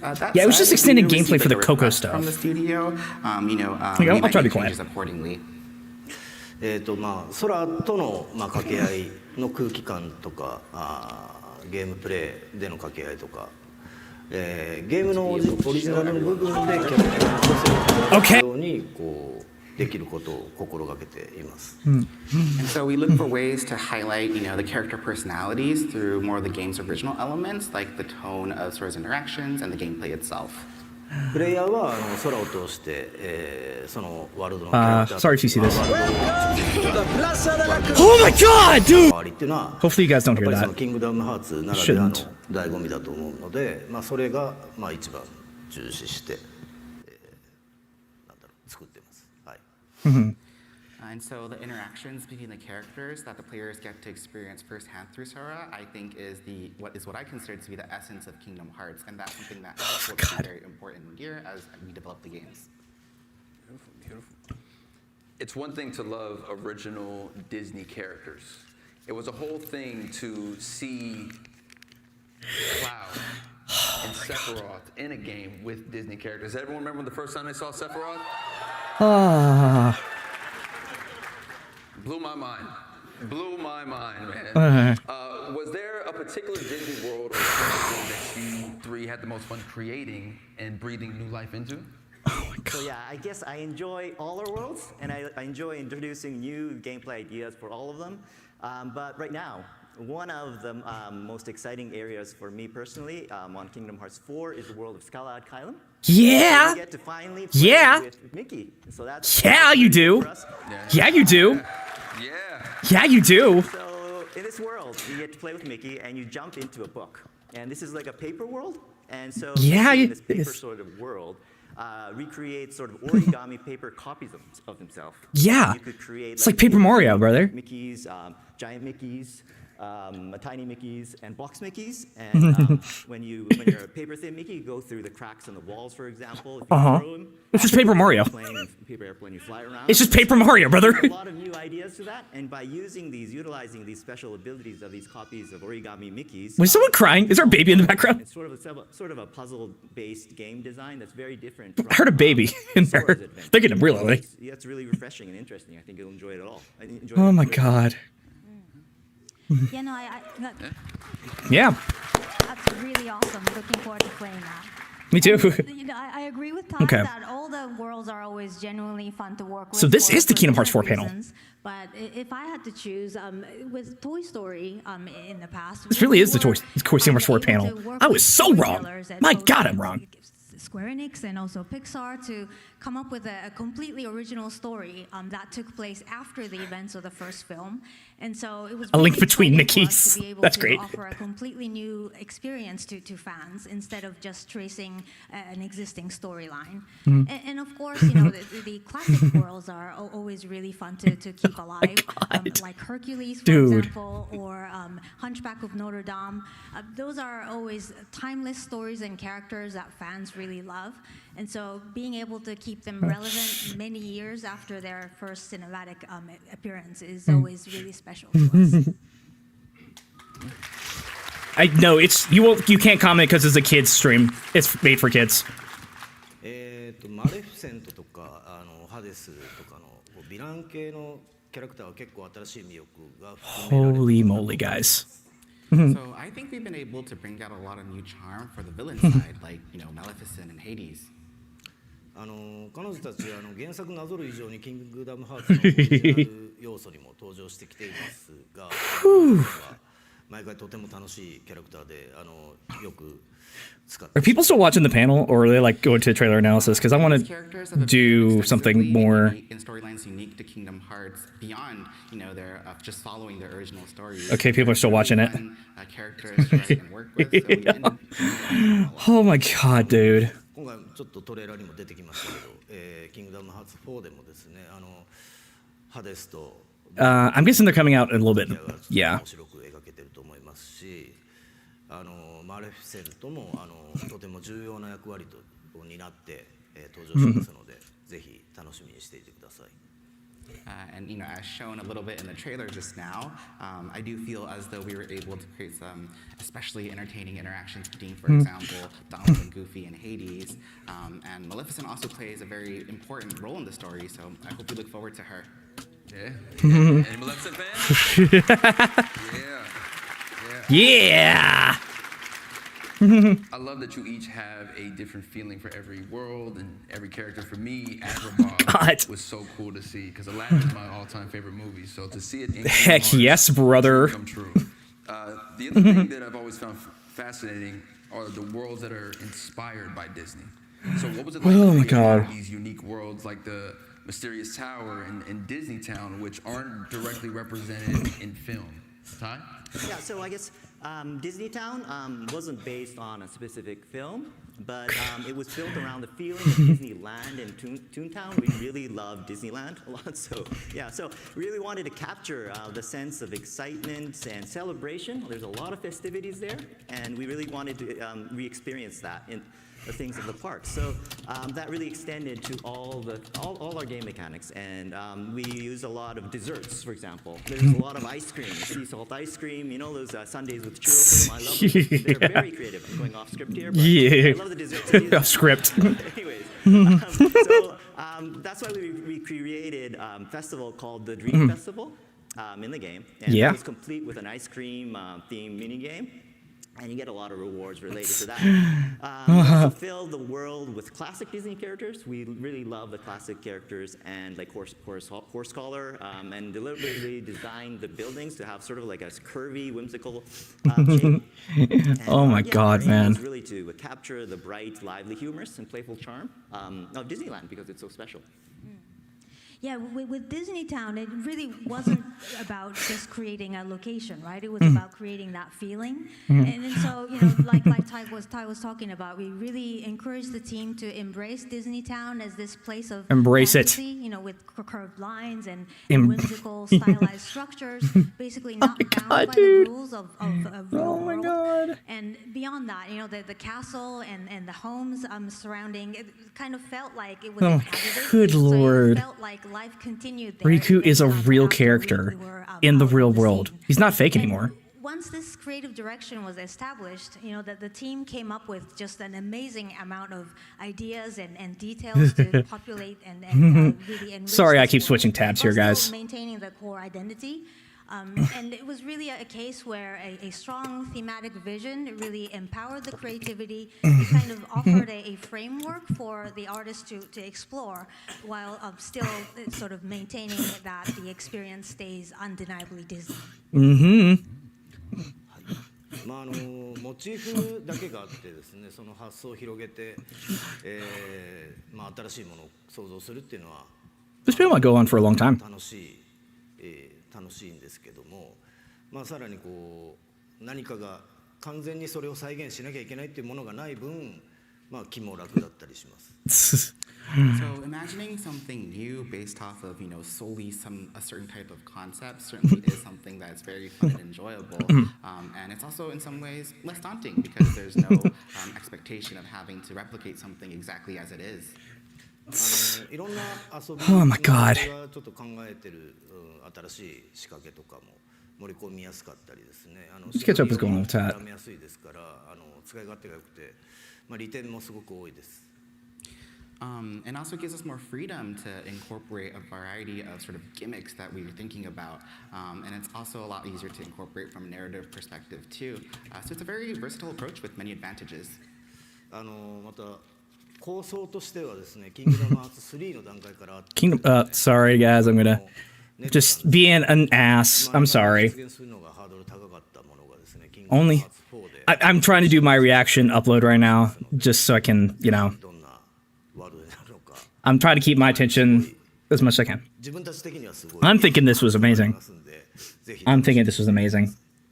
Oh my god. And then when it comes to the overall game design, for Kingdom Hearts 4, there's actually an idea that we had since Kingdom Hearts 3 that we weren't able to realize just because of certain difficulties. But we were able to kind of realize that with this installment. And for us, we think it's a very, very exciting idea. And so I do hope people look forward to it. Oh, what is that? Okay. What is it? Okay. Elaborate. Explain more what you mean, Mr. Namora Man, Mr. Mysterious Namora Man. So thank you guys, man, for putting all I can see the chat right now. I'm just trying to do multiple different things right now. Sorry. worlds and original worlds.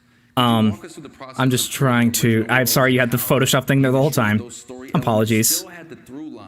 Love you guys so much. You're amazing. So when it comes to original worlds in Kingdom Hearts 4, I think one of the biggest examples would be Quadratum, which is inspired by Tokyo. Just like we do with Disney Worlds, we were really committed to creating a strong sense of authenticity. And so we actually recreated all the city parts. We had our teams walking around Tokyo taking pictures because we really wanted all the buildings, the lighting, the patterns on the roads, for example, to be exactly like Tokyo. I actually wore a dorky headband and running shoes, and I was running around Tokyo. And I thought it was weird, running around the street. That's funny. Because I really wanted to get a feel of the scale and the excitement of Tokyo. And so we really wanted to use that in the game. And, hell yeah. I think one of the things we really focused on was we wanted players to be able to move through this vast city in a dynamic fashion because it's a huge sort of city, one of the most massive we've ever created.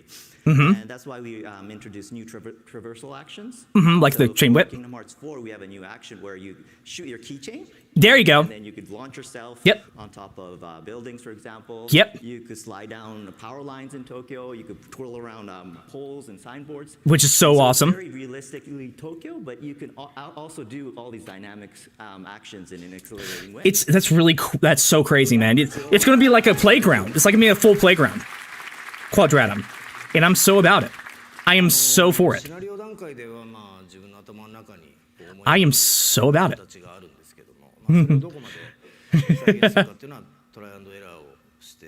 Oh my god.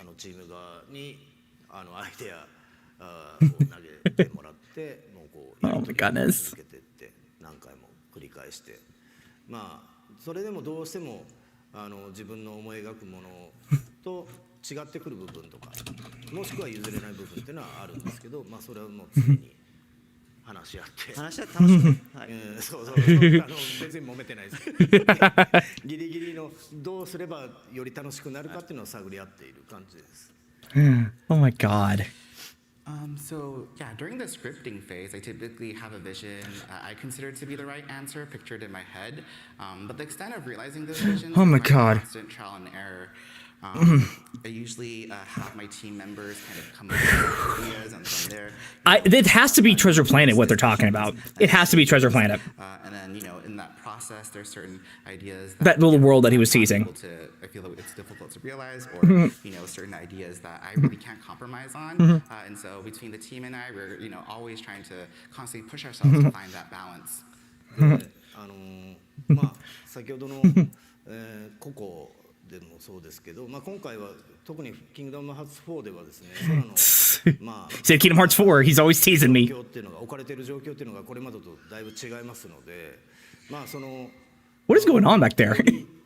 空の What are they doing? 状況に合うテーマのワールドをチョイスして、まあそれを体感してもらうっていうことをまあ心がけてますが、まあちゃんとオリジナルストーリーと Original story. 通るようには今回 Original story.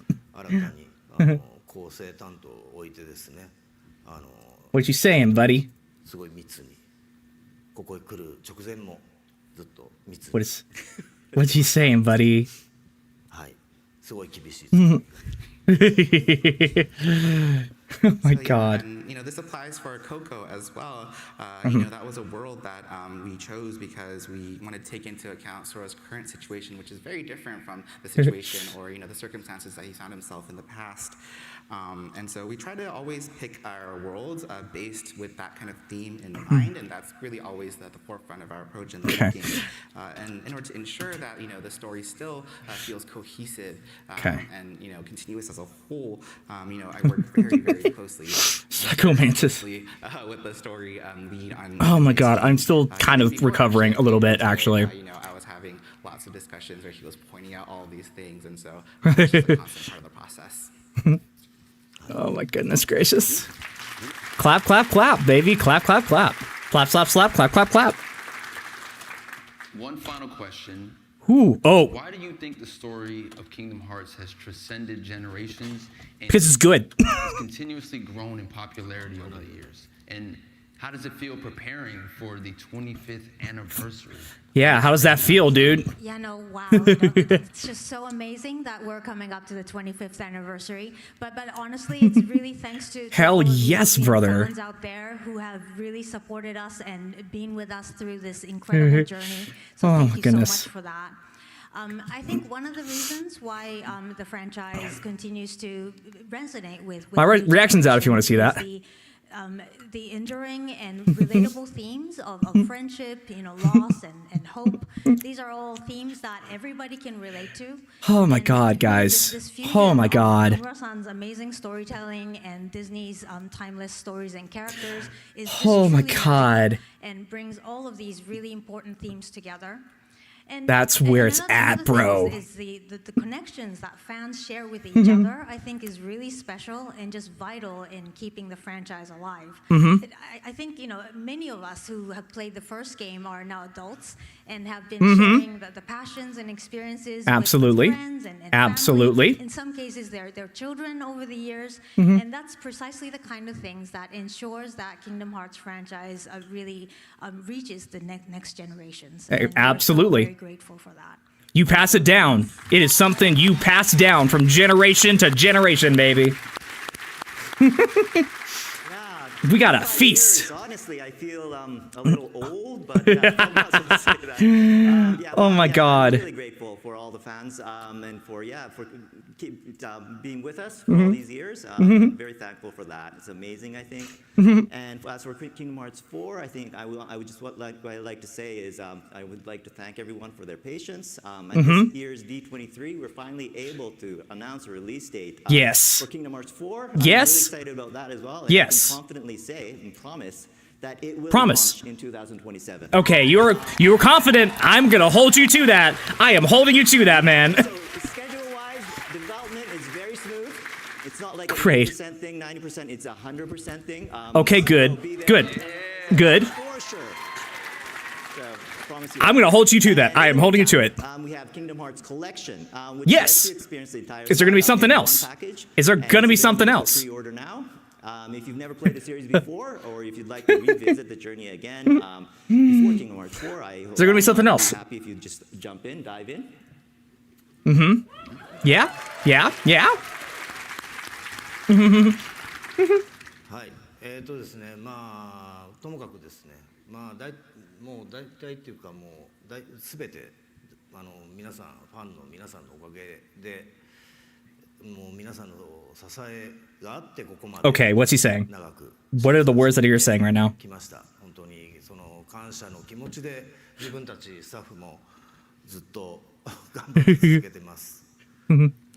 Yeah, so, you know, when it comes to everything, it's really thanks to the support of our fans. The fact that the series has continued for as long as it did is really thanks to your support. And, you know, myself and my team, we continue to work hard in order to be able to, you know, because of the gratitude that we have for everyone who has been with us on this journey. Yeah. 25周年に関して、まあ、さっきもね、いろいろ話してて、あれ今だっけ来年だっけみたいな。来年なんですけど、そうそこはちょっと混乱したんですけど、25周年に向けてですね、まだまだいろいろ計画していることもありますし、25周年を迎えようとして今思ってるのはもう30周年のことを考えてます。What are you saying? What are you saying, dude? What are you saying? When it comes to 25th anniversary, this is something that we were, you know, discussing earlier just now within, you know, the team. But you know, now that it's happening next year, there's many things that are, you know, underway, many plans that we have underway. And so what I think about now that we have the 25th anniversary approaching it is, you know, about the 30th anniversary. What? You're already thinking that far, buddy? Holy crap! They thinking light years ahead, buddy. They thinking light years. あとその一つというか、これまでシリーズが長く続いたおかげでもありますけど、昨日アニメーションの発表もありまして、何かコメントをとすごい言われてですね、じゃあこう言おうかな、ああ言おうかなってことですね。それは言っちゃダメです、これ言っちゃダメですって結構止められるんで、結構何も言えないんですけど、昨日もコメント出しましたが、結構がっつり関わって。Fuck yes, dude. We're already almost at the hour mark. That's insane. How? Where's Haley Joel in all this? You know, and then one Is it gonna give me a 2-hour thing? the animated series that we were able to do. Yes. Yes. Yes. Talk more about that, please. Talk more about that, please. And you know, in making that announcement, I was asked to make a comment, and I thought to myself, I'd love to maybe I could talk about this, maybe I could talk about that, but you know, in the process, I was also told you can't talk about that, you can't talk about Yeah, that. yeah. There's still a lot of things that I'm not able to share just yet. Come on. As kind of mentioned in the comment that I put out, you know, I'm myself am deeply involved in this project, and so I do hope that everyone looks forward to it. Woo! Woo, woo, woo! I am looking forward to it, that's for sure. 昨日2027年発表されまして、結構皆さんの反応も伺っていたんですが、まあこれは伸びるねみたいな意見もちらほら見かけたんですけど、確実に27年に遅れないので。これは言い切り絶対に遅れない。100%。それもあって僕ら明日帰るんで。Oh my god. ものすごいね、思ってる以上にマスター早いんで、遅れません。なので27年楽しみに待っていてほしいのと、まだまだ今回PR 始まったばっかりなんで4はこれからの情報 Oh my god. また期待お待ちください。And then one last thing that I actually wanted to also share, and this is something that I talked about with Ty as well. But, what is it? You know, we announced that, you know, the game is going to be coming late 2027. And I saw, you know, online that some people were saying, oh, you know, maybe the actual release date might still get pushed back. I just wanted to set the record straight. Okay. Okay. So he's talking to me. Is he talking to me? Because I said that in one of my things. I said that. Is he talking to me? Thank you for clarifying. Thank you so much. Marketing for the game has only just started, and yes. I hope that people also look forward to hearing more news as well. Yes. Okay. All for it. I want to thank the three of you guys so much for coming up here and sharing all of this with us. Make some noise for our citizens. Woo! Woo! Let's get it. Let's go. Oh my god, dude. It's so beautiful. It is so beautiful. It is so beautiful, man. That was crazy. How y'all feeling? Yeah, that was great. Amazing. Lovely, man. Well, guess what, like I mentioned, that was just our first set. Okay, so they are just gonna keep it going. They're gonna keep the train rolling. Friends of mine. Hell yeah. To expand on some other aspects of the Kingdom Hearts saga, we're gonna hear insights from Disney character voices and Kingdom Hearts voice talent. Yeah. Please welcome Renee Johnson, a creative director for Disney character voices. Haley Joel Osment. Yeah. Yeah. Yeah. Let's go. Oh, Graven is on the stream, everybody. Graven is on the... Graven has hit... Oh, look at them. They look so clean. Look how clean they look, dude. They look so good. You look so good. I love you. Oh, you go so amazing. Oh, my God. That's amazing. Yeah. Yeah. Yeah. Thank you guys so much for this opportunity. Oh, my God, man. Renee, you wear a few different hats on Kingdom Hearts. Holy moly. But you're also the lead. Don't look at that. You're part of shaping the script through several rounds with Oh my Square Enix, God. Disney, and sometimes the filmmakers. Once you receive the Japanese audio and animation, how do you prepare the script for recording?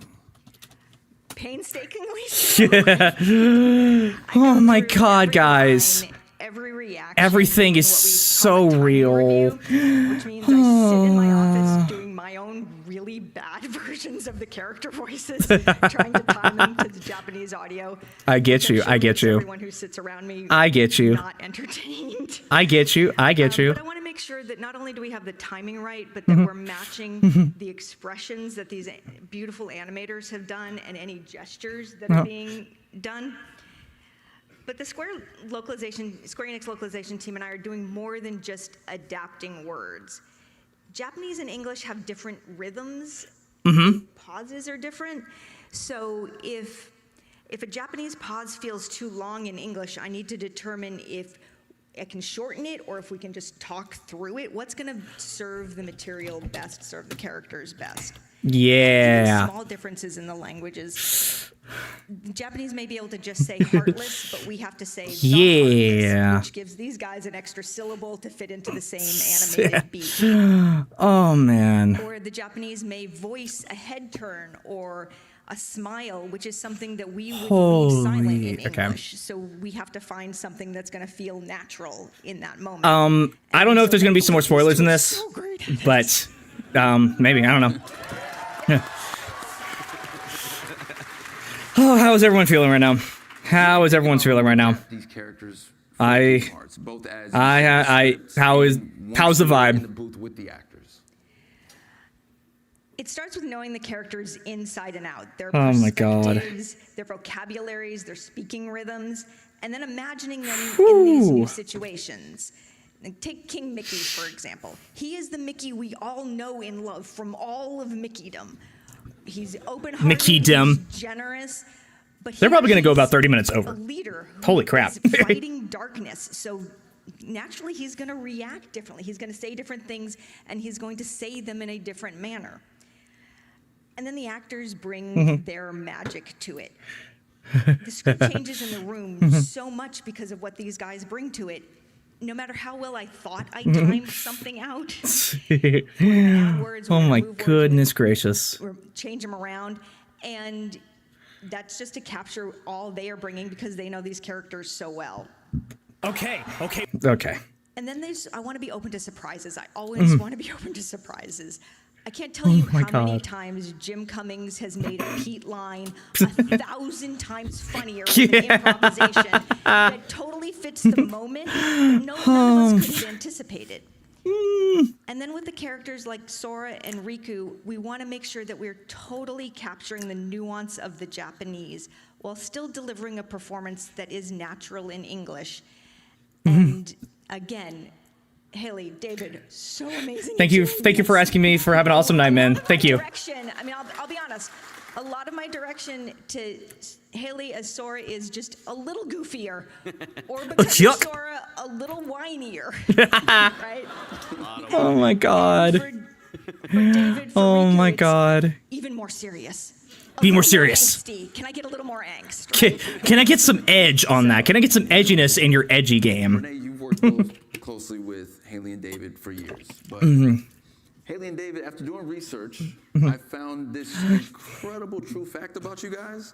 That despite playing Sora and Riku for nearly 25 years, you guys have never actually recorded together. Really? Ever. Is that right? Really? It's true. Yeah, it's one of the crazy aspects of voice recording. I think in all the voice recording jobs I've ever done, rarely have. I think Hey Arnold was the only time I've ever been in the same room with the other actors. Oh, really? He was on Hey Arnold? I didn't know that. We jump around recording sections of the game. Sometimes it'll be Japanese audio, and then sometimes I'll hear David's voice or somebody else's voice. It's nice to encounter that. Something that just popped into my head is like I technically got to do a scene with Rutger Hauer in one of the previous games, which was a tremendous honor. So who's that? It's an interesting aspect Rutger Hauer of this job. Yeah. I've actually been looking for Haley for 25 years. Glad I finally found him. D23, man. Yeah. So with 25 years, we look back at it all, and it's been a journey. Renee, I heard you found quite a journey from back in the day that you want to show everyone here. Oh, is that auditions? Is there auditions? A colleague of mine who worked a ton on the first 2 games, his wife made this beautiful scrapbook after Kingdom Hearts 1. So here's a Wayback Machine, y'all.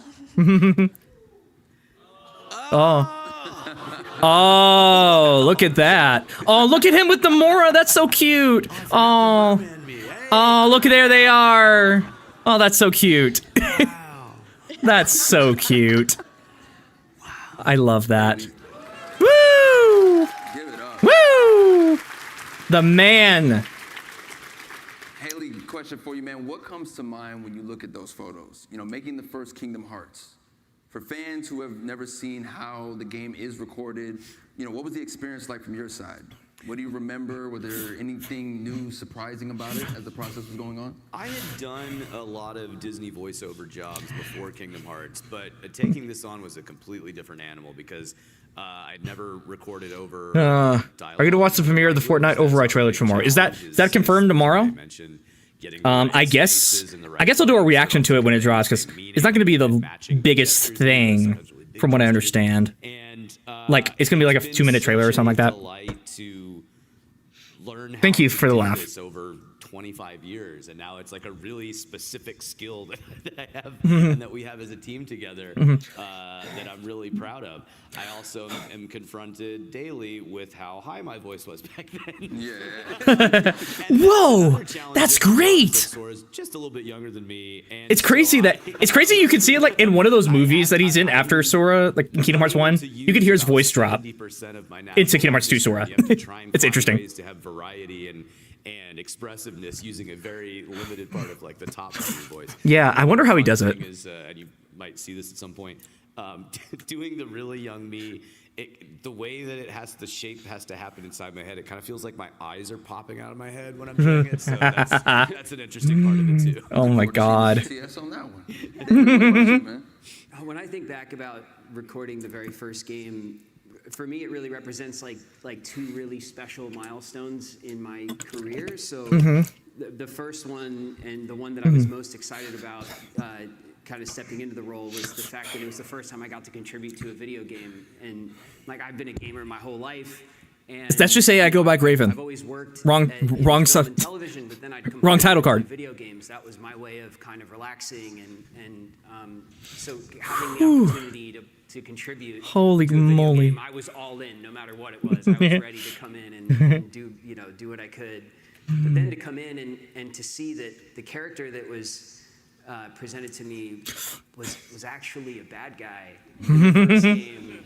I was 16 or 17 when we recorded the first game, and I in my young career I was always kind of like a golden boy. You know, I always played like kind of good kids, and so it was a huge. But he's a bad boy now. To portray a character that leaned into the darkness a little bit. The darkness. And so lead me into everlasting darkness. It's important to me that I stepped up to that challenge, and I'm very proud of it. Love the hair of that person in the front row there. Woo!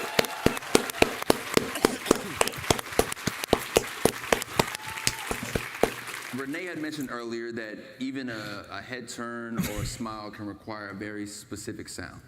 So what type of sounds like the fans may assume is easy, like a laugh or a gasp or a fall or a short attack that's actually surprisingly hard to get right in the booth? I know it's going to confirm a lot of it, but it's not for something live streaming, I don't think. We'll see. We kind of bunch up for the very last day of recording. We call that fight day. So that's where we do all of our, attacks and our, damage, and you kind of finish your recording session when you're all done with your final death scream. Those are so weird to do out of context.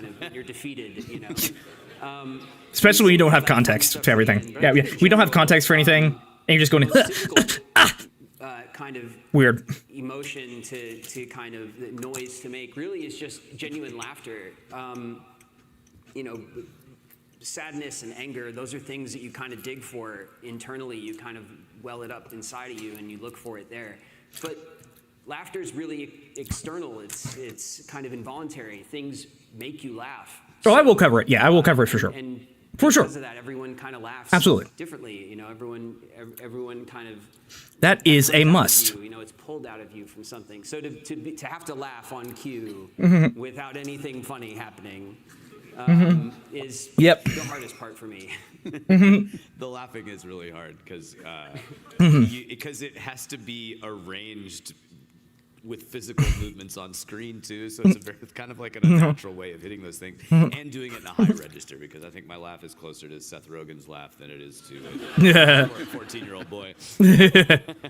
Like that. Oh, I will say the fun stuff and the stuff that comes easier than you might think are the big, like the hits and the attacks and some of the big yells of grief. I'm thinking of one in particular from Kingdom Hearts 3 that we really built up for a while. We're like, this scream is going to be crazy. Like, oh, is it that one? Is it? It's going to be that one, isn't it? The first take is what's in the game. I know that. I know what they're talking about. Think about it while we were in the booth, and I was ready. It's in the Keep Lake Graveyard. I think the note is like everyone you've ever known is gone. It's like that kind of gives you a clear idea of how he's feeling. Yeah. So there you go. I want to thank you three. That was the first take. In providing us with a glimpse into how Kingdom Hearts has been made for almost 25 years from your perspective. So make some noise with me. Woo! And also, Renee, thank you so much for giving us such a fascinating look on how these performances come together. So please give Renee a round of applause. Woo!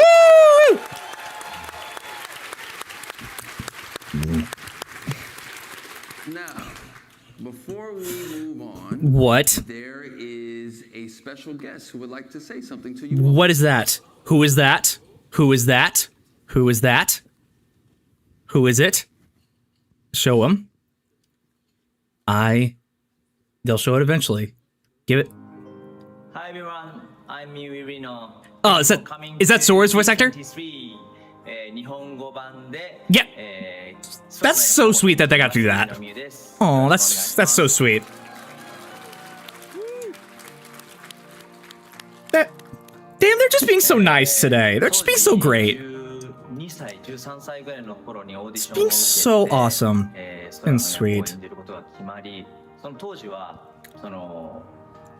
演じるっていうよりも、もうそのまま自分が声を発することで空になる、いわゆる等身大で演じることができたんですが、それが年齢を重ねていくとともに、空と自分とのギャップが生まれて、そのギャップに苦しんだこともあるし、今では空も成長してきたし、自分自身も役者としてのスキルも含めて、マイク前に立てば空になれるっていう、本当にそういう一緒に旅をしてきたような感覚があります。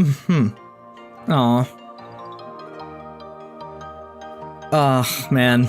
That's so sweet. まさか本当にこんなに長く続くコンテンツになるとは思っていませんでしたし、先ほど言ったように一緒に成長して一緒に旅をして、今もまだまだこんだけ世界中のファンの皆さんに愛してもらえる作品になったということはとても嬉しく思っています。 We love you, man. We love you.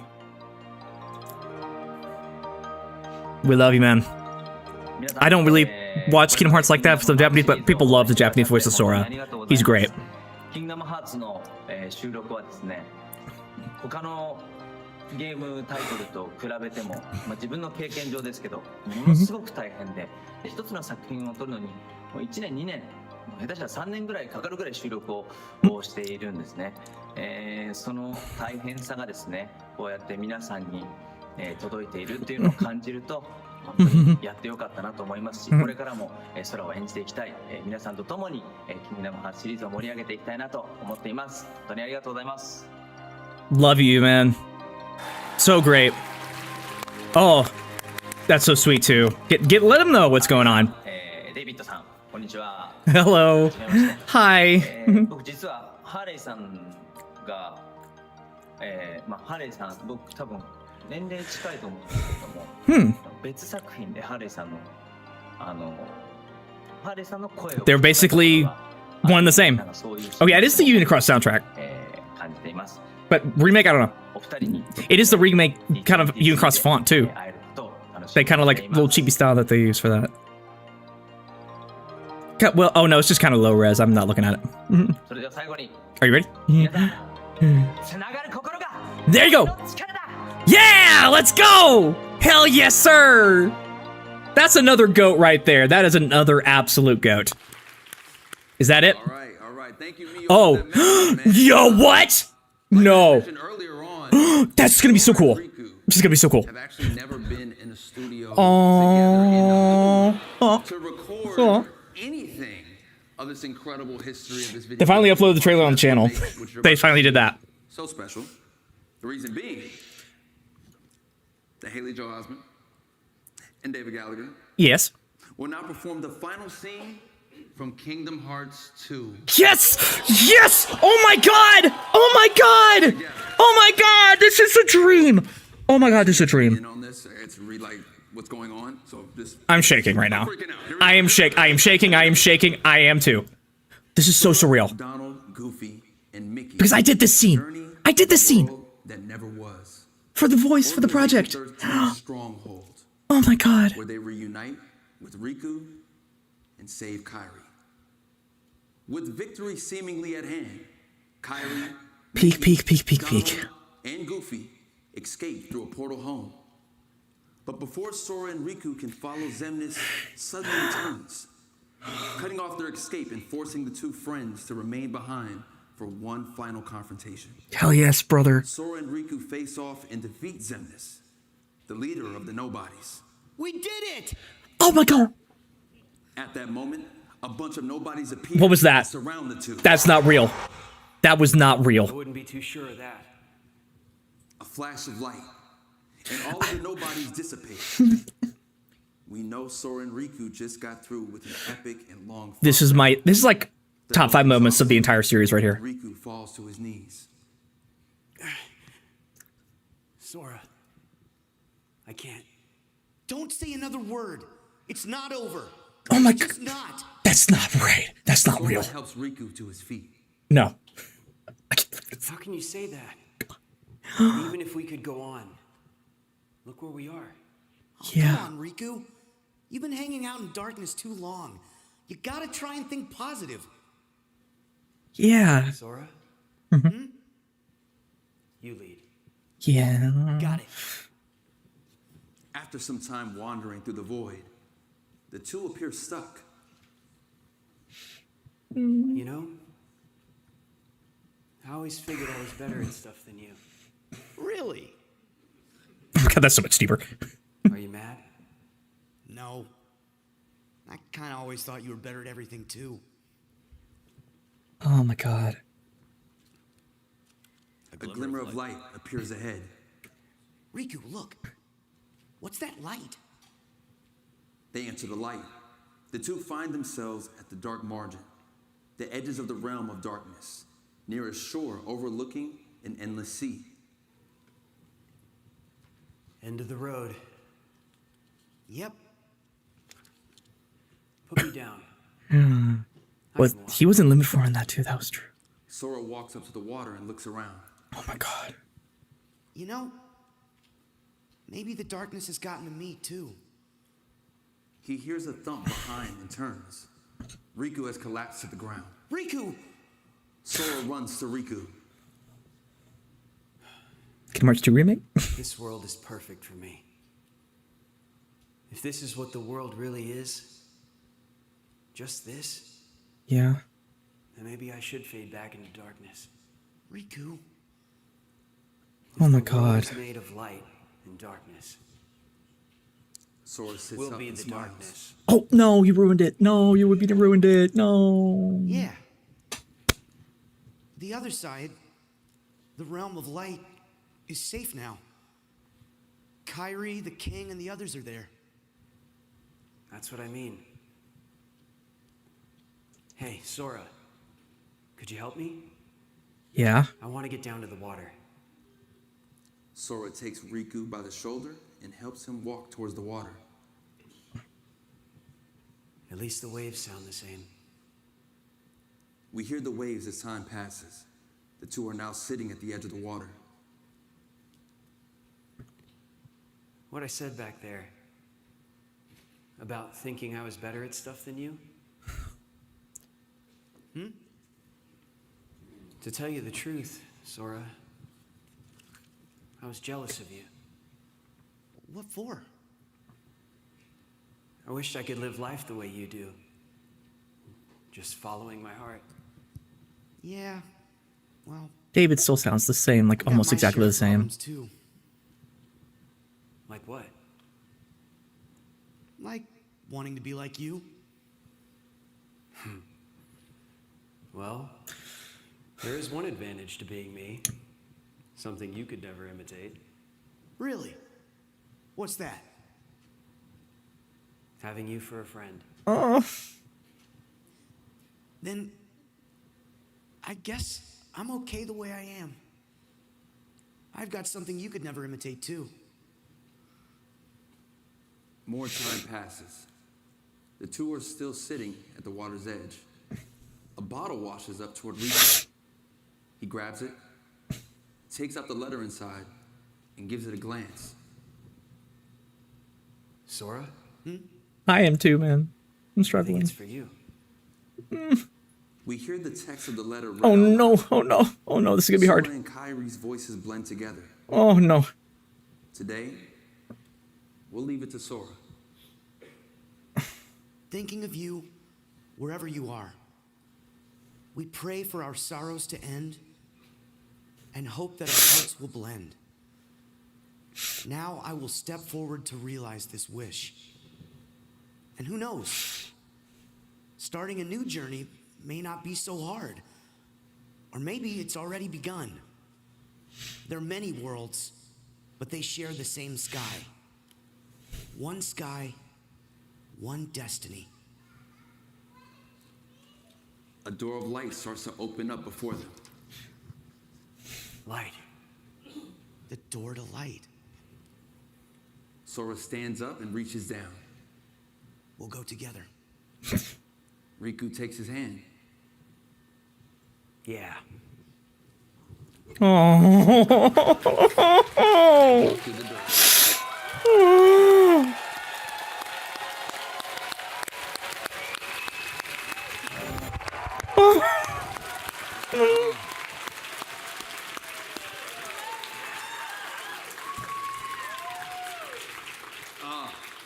How does it go for both of you to sit there and do that, man? Pretty good, pretty good. Took 25 years. I'm glad we finally did it. Oh my god. What a special treat. What'd you guys think about that? Yes! Oh no, man. All around amazing process, man. Thank you guys so much for being here.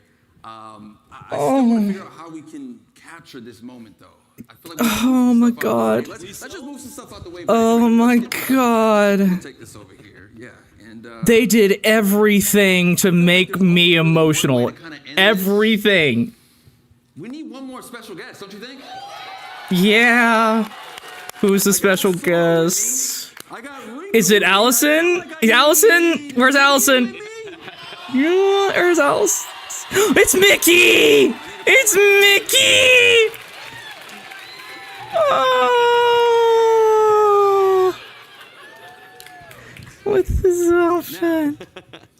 All around, I just feel like we got to capture this moment with everybody in the room. Yeah. Can we just get a big family group selfie right here? Let's turn around here. We're gonna turn around. Mickey, we're gonna turn around. And Oh man. 1, 2, 3. Woo! Kingdom Hearts. There it is. Yeah. Thank you guys for coming out. Oh. Enjoy the rest of D23. So long, everybody. Hope you had a great time. And remember, I did. be your guiding key. I did.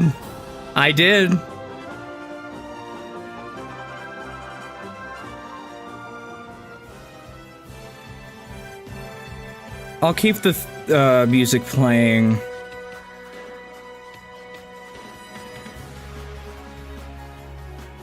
That just happened.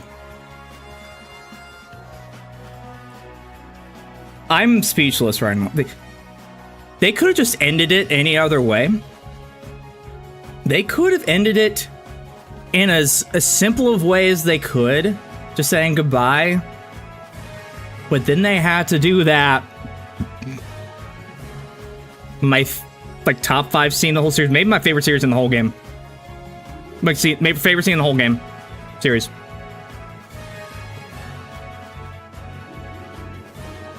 Game over.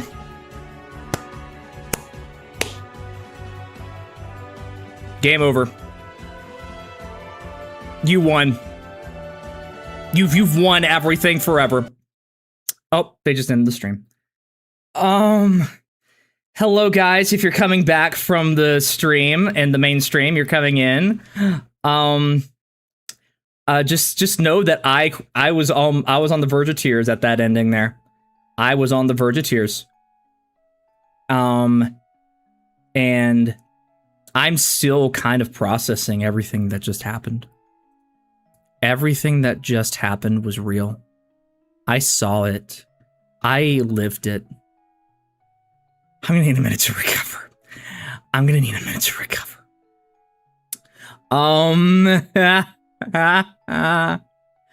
gonna go to the bathroom first because I need to go pee. I will be right back.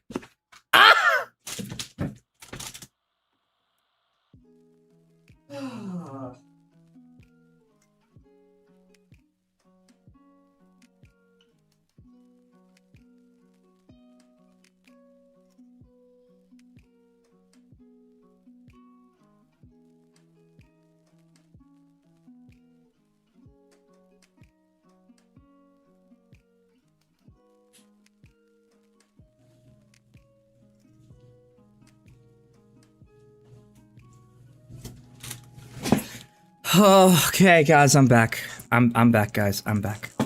I'm back in charge. Holy shit, guys. So you want to watch the trailer now? Do you want to watch the trailer and analyze that shit? Because I think I'm ready to. Did the Kingdom Hearts official account post it yet? I don't think they did. I know the Japanese account did, though, so let me go ahead and look at that. Well, IGN posted it, so that might be our best shot of seeing what we're going to see here. So why don't we make the transition over to analysis time? Are you ready? Let's go. Let me actually pull up the freaking trailer for one. That would be great. And actually pausing the thing when I want to tell you to pause it because I don't want to get copyright claimed. That'd be great. Okay. Going full screen. And now we're on the main. We are now on the main. So, as they said in the panel, as they said in the thing, as Nomura said, this is an extended version of the trailer we got yesterday. Because, remember the Kingdom Hearts accounts did not post this trailer. It was like a showcase or something like that. They used weird language with it. But now we have the full trailer. There was a reason. It's because they had the full trailer hiding from us. And I'm guessing they meant to show it originally here, but they showed a shortened version there. Maybe Disney was like, hey, we need to get people watching this thing. So there you go. So let's take a listen here. I don't think this is specific music, so I think I can stream it without getting claimed. So this is just basically the same scene that we saw in the previous trailer. That's also verbatim from the movie. Yes. Nothing really much to say here, I guess. Huh? Wait, what happened? That might be a different voice actor for Miguel. I kind of noticed. When there's no one left in the living world, probably because his voice actor is a little too older now. From this world. We call it the final death. Mm-hmm. Hey, it happens to everyone eventually. Come on, De La Cruzito. You got a contest to win. Yeah. Okay. So they have the drink up and down. Is that something in the movie? Is that something that I'm forgetting from the film that is important in some way, shape, or form? Let me know in the chat if I'm missing it. And just again, it just looks so beautiful. It looks so beautiful. Let me actually let me lock you down here and let me show. Yeah, they're focusing on the cups here. So that's going to play some significance. I can't remember if it plays the significance in the movie. But let's continue going because we got a lot more stuff to see.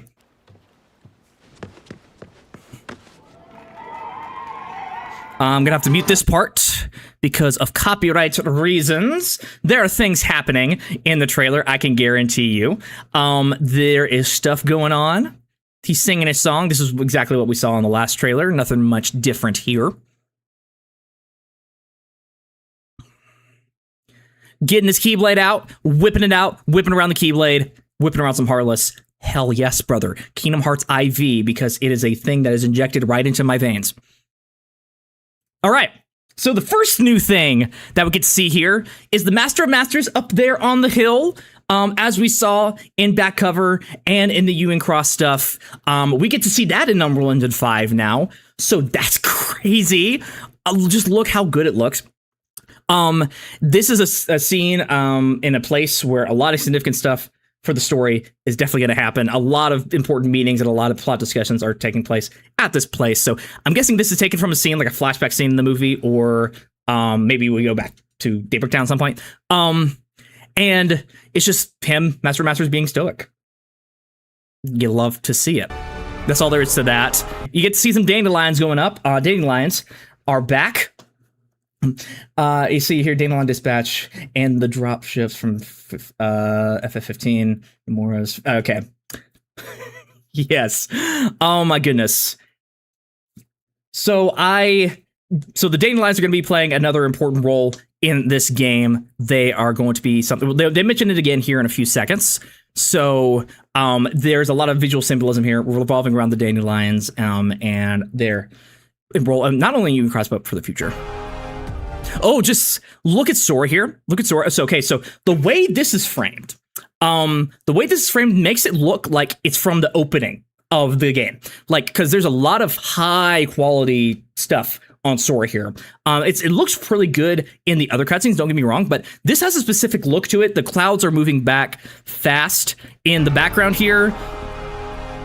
Like in an opening or something like that. You see a lot of that kind of stuff in some of the openings sometimes. And it's also, you see the dandelions in the background there. So probably this is like an extension of a scene that we saw before, like a reflection. Like if you remember, it's kind of make me think of Revenge of the Sith. Remember when near the end of that movie, Anakin and Padme are looking both out the window. They're not looking at each other, but they're thinking about each other and they're acting like they're looking at each other. That kind of thing is either transiting time or space, but or maybe he's just in the same space and he's seeing the Master of Masters for the first time. And since the clouds are moving, maybe time is getting manipulated somehow. Maybe time is getting all sorts of weird, junky stuff. Let's continue. Oh, and look at Quadratum now. Look how huge this place is, bro. Look at how expansive that is. It's got a lot of fog now. It's got so many different buildings. Like, I'm guessing Tokyo is this big in real life. They're basing Quadratum off of Tokyo. And so I'm guessing this is accurate to the scale of the city in real life. But this is, from the original trailer, when he was walking out on the porch of that apartment, you could see that. So this is the new updated version of that. And it's like night and day. Holy crap. Unreal Engine 5 is insane, bro. It's unreal. It's in the name. They're doing things. They're making me feel unreal. I feel like I could go there myself. I can because it's Tokyo. It's real. But I want to see Sora there. If he's not there, I will cry. Oh my god, I'm so hype. I can't see anything specific out in the buildings here. It's just a big, expansive buildings. And they did mention in the panel that Quadratum is going to be this big, expansive place where Sora's going to use a lot of traversal abilities to get to different places, explore different stuff. It's treating it like it's its own world in of itself, not just like a hub. So maybe you unlock certain parts of Quadratum as you continue through the game. Like, for example, you beat the Cocoa world and then you go back there and you have to get a certain new aspect of the city unlocked, like with the towers. Hi, Key! How you doing, man? Hi! It's great! So you just slowly but surely unlock stuff in Quadratum. Let's keep going. Is Quadratum? They're asking for. And the camera's shaped like a Mickey head. The camera on the phone is shaped like a Mickey head. It is real. Oh my god. You thought of every little detail. Oh my god. It looks so cute too. I'm guessing her phone has it too. What's that? Is that like a case or something? Or is that like actually how it's supposed to be? Since this is supposed to be like a reflection of the real world, does Disney exist in this world? Oh my god, my camera. Oh my god, I messed up my camera. I did too much. I did too much. I freaked out. Oh no, let me adjust from the hype. So is that like a case? Or is that like how the actual cameras are arranged? In like a hidden Mickey kind of way? And again, does that imply that Disney exists in this world? Because we're holding a different universe now. Rules are different. Standards have changed. Is this a reflection of the real world too, in terms of Disney exists in this world too? Theory. So I've had this theory, like fan theory, whack jaw theory, for the longest time. And it probably isn't true, but I've seen things supporting it, in my opinion. It's that Kingdom Hearts itself is a video game. Yes, I know. Yeah, but listen, like Kingdom Hearts, the games that we're playing are also a game in another universe, Quadratum. It's a like MMO kind of thing, like, with how Union Cross was originally. There's a lot of multiple playable characters in Kingdom Hearts. There's a lot of people playing the games, and it was like originally like an MMO. And something happened to the game, and it's all split up, and Sora is one of the characters in that game. And maybe this is the person we've been playing as Sora. It's probably not real. It's a crackpot theory. But I remember first thinking about it because Incom is real in Kingdom Hearts. Incom is a company. We know because in Kingdom Hearts 2, Tron says, oh yeah, we got the database system for the Radiant Garden from Incom. So, wouldn't be surprised. But yeah, just that's a little, it's probably just a cute little detail I'm looking too deep into. But that's what we have to do as Kingdom Hearts fans. It's kind of required. What am I doing? Dandelion Dispatch. Dandelion Dispatch. So since he's holding a phone and Dandelion Dispatch, it's probably like an app on his phone or like something he has to call. Like, hey, can you call the Dandelion Dispatch? What exactly did he say there? They're asking for Dandelion Dispatch. Okay, so they are asking for Dandelion Dispatch. Okay. I'm guessing that since that's the case, there's already been a team established about going to Quadratum, and I'm not going to show any footage of it, but the Missing Link intro that got leaked, we saw that some of the forces, which I guess are the Dandelion Dispatch, are going into Quadratum and finding these Heartless and taking care of these Heartless and doing that. That's what I guess they're called, the Dandelion Dispatch. So nice that they have a name now. And we get to see a little bit of them here. Here they are. They're in that building. Someone in the chat was saying how this looks a lot like 15 dropships, like these dropships that they use in that game for enemies, and it has that design. And clearly a lot of stuff's being already borrowed from Versus 13/15 with the ending for the Azora boss battle and just various other things that are pointing to this game as like an interpretation maybe of Versus 13 or an adaptation of the elements and characters and themes of Versus 13 into another game. So we could definitely see that here. Wouldn't be surprised by that. So they just did a big, was that a blizzard? No, that was them breaking the shield of a Heartless. So maybe Maybe they put a shield around the Heartless and he broke free from that. That's what I guess is going on there. He's like breaking free there. And then they're shooting him with, I don't know what that is, like Heartless big balls. We saw that in the original reveal trailer. That's what the Heartless big shadow spawned in from. The big dark side spawned in from. So it seems like it's shooting that as projectiles. Okay, yeah. So that is definitely, like, we saw in the other trailer later on, in this trailer at least, that there are multiple different dark sides. So it seems like they're spawning out there, producing asexually. They're spreading like the plague. They have eggs and no one can stop them. Sora comes out to save the day with a cat. We love to see Sora saving a cat because cats are awesome. I'm allergic to them, but I still think they're awesome. And there's those human more looking Heartless. It seems that they're spawning. It seems like they're all in control by this dark side. It seems like they are like a massive like boss or like a figure in control of these people. So it seems like they're kind of like the main bad guy here, or if someone is in control of them. Ropyeong Dong Avenue. Where is that?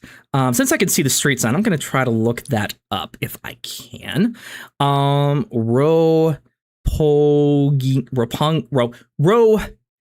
It's like Roppongi, not Rolongi, Roppongi,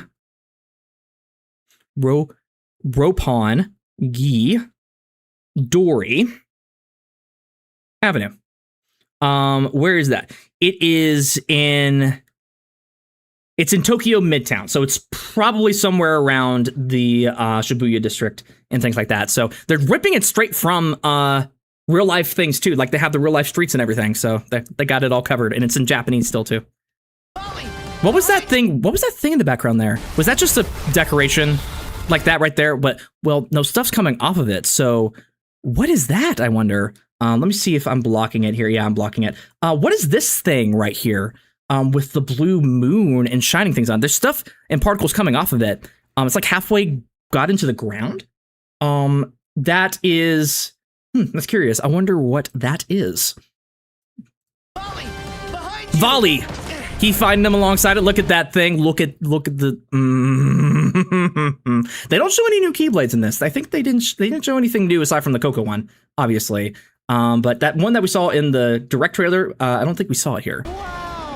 Continuing on with the Coco stuff. Plaza de la Cruz. Him getting the Keyblade for the first time. Beautiful. And there's a little extended look of him on the rail section with that one Heartless. Nothing really too new there. We can see a better look at the Heartless from Coco here, or the Dream Eaters, if that is what they are. Let me keep going here. It kind of, again, in the aesthetics of Coco, match up with what the Heartless would look like. You know, they have the same kind of look as a Dream Eater. So I would assume that might be, it just looks like that, and that's the case. But Sora passed out there. There's a thing kind of alluding to Dream Drop Distance with him seeing the visions of Donald and Goofy and stuff. So maybe. Let's get to the section with Mickey, because I really want to talk about that. It looks so good. This is a lot of new information. It is. I bet I'll find a clue to saving Sora now. I bet you will. And I'm guessing, I think that is the Book of Prophecies. Correct me if I'm wrong.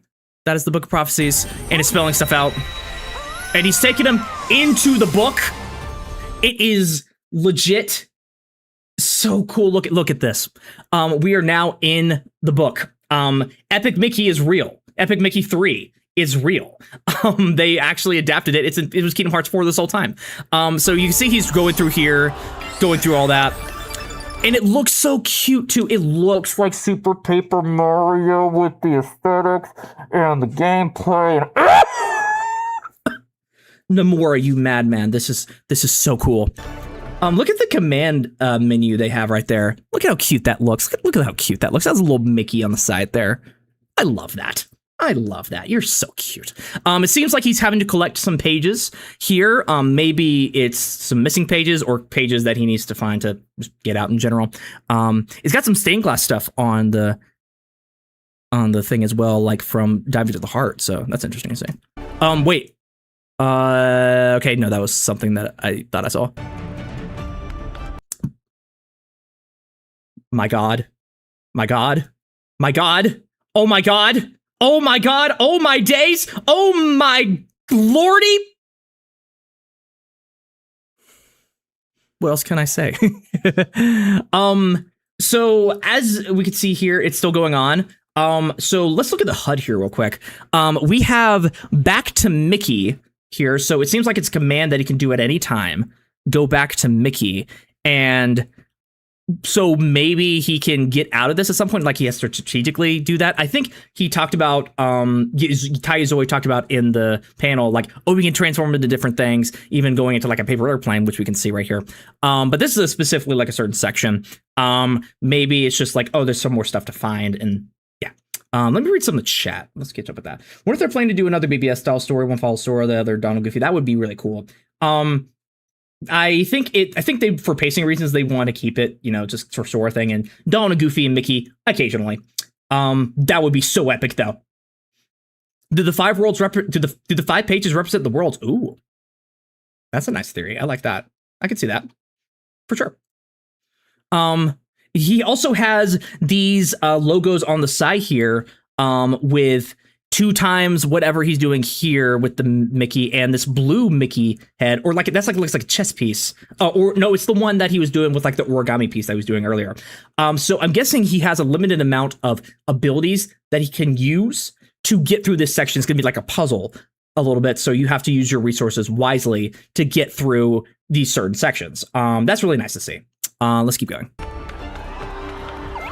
And I love how it transitions between that. It's so Paper Mario-esque. It's so cute. That's so cute. Oh, give me it right now, dude. Give me that shit right now. Project it in my veins. I'm gonna close the chat and guess, unless there's something, in case there's something that I want to see more of. Going to the next section, he's going to this origami giant piece again. The HUD has changed a little bit. He is now just down to 1 of the red Mickeys instead of 2 of the blue Mickeys, which I wonder what that means. Maybe like a small paper Mickey, maybe something like that. Back to Mickey again, swap. He can swap. Oh, you could see Mickey down there. Let me get out of the way here. You could see Mickey down there waving at him. So it's going. So he's commanding these. He's not turning into this. He's commanding these things to do what he wants. He is actively, controlling them. It's not him himself. That's interesting to note. Which again, I guess that makes more sense when in terms of you have a limited amount of these things to solve the puzzle. So there you go. And he goes and defeats those blocks and When folks disappear above, is this where they always end up? But Sora isn't here. What? What? What? Like from the previous trailer. Okay, so we now have playable Mickey and Donald. Not playable Mickey Donald. We now have playable Donald and Goofy. We do have playable Mickey, but we have playable Donald and Goofy. Oh. Look at that. So we can see the command there. It's still attack, but there's a down arrow right there too. So I wonder what that entails. Oh, look at that. It's so cool. He's riding on the ice magic. Oh my God. Okay. So we're now fighting as Donald right here, shooting out magic. Standard HUD stuff right here. But this is interesting to see right here. Combat style. What do you mean by combat style? Like, so attack obviously is, attacking with the magic and stuff. And he has a dedicated magic menu. So combat style, is it more like heal based or like attack based? Like, I wonder what that entails. He has 3 items of something, that's for sure. And he has to go through waves. So it's maybe like a horde mode kind of thing where they have to go through certain waves. And then, they can go into the next thing. So maybe it's just like a small little section that they get to do. Has a combat style thing with Goofy as well. And look how good it is. Fusion jump. Fusion jump is what this attack is called, apparently. And look at how cute that looks. And here's some more clips from the original. Sora, can you see? I can see everything, man. I can see everything. I see colors. This is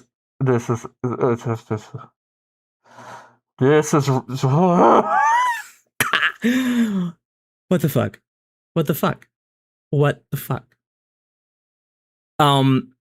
They are there in this world too. So what I guess it is that maybe while he's in the world, they're like 10 steps behind him and they're always chasing him.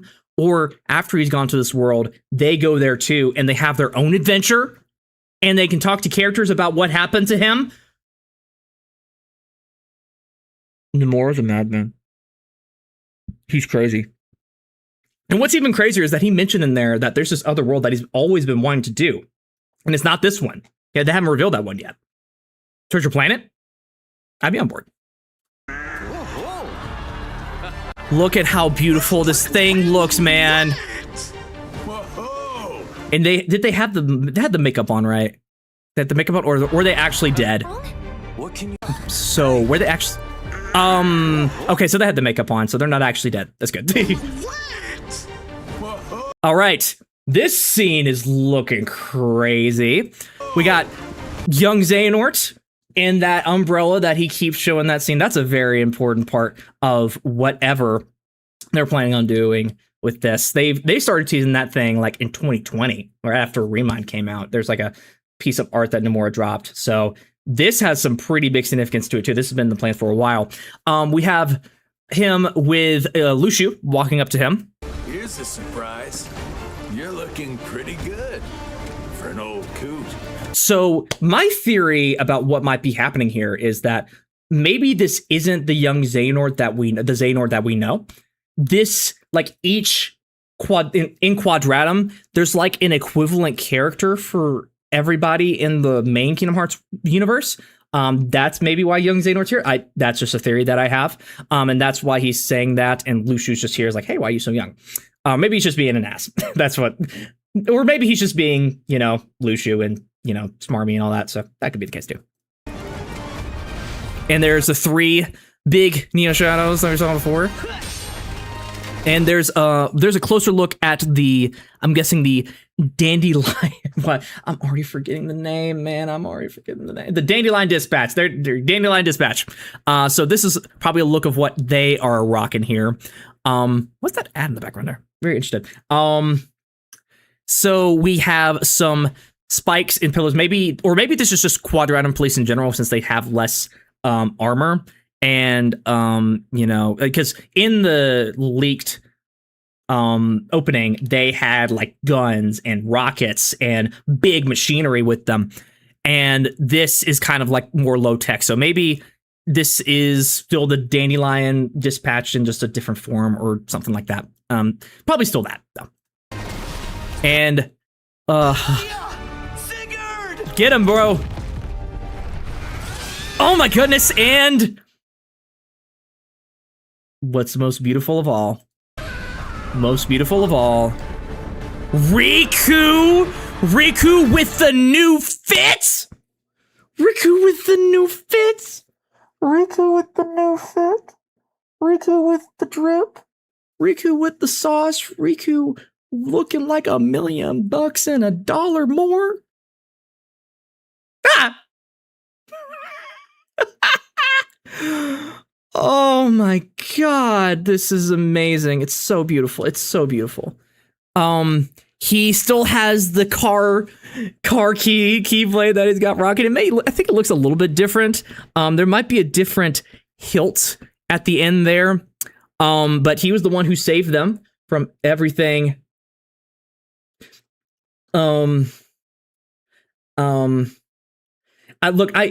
Why are you leaving that in the chat, bro? I'm reacting to this trailer. Calm down. I'll get to everything in a second. I'm just trying to go through the stuff here and looking at the chat occasionally. Apologies if I'm not. Yeah. Whatever. Yeah.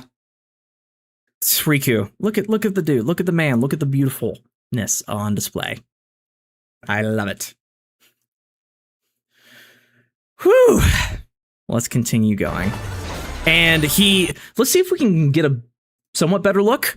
It looks like it's all black for the most part, except for the like yellow rim that he has on the bottom there. That's what makes it more like you know, actual Riku. So yeah. Kingdom Hearts 4. And I know that Kairi says something in the end. I know this is taken straight from the panel, and I think the actual Kingdom Hearts account, did they actually post the trailer at this point? They did not. The Japanese Twitter did, though. Let me go find that real quick for you guys, so we're up to date on everything and see if we miss anything. I'm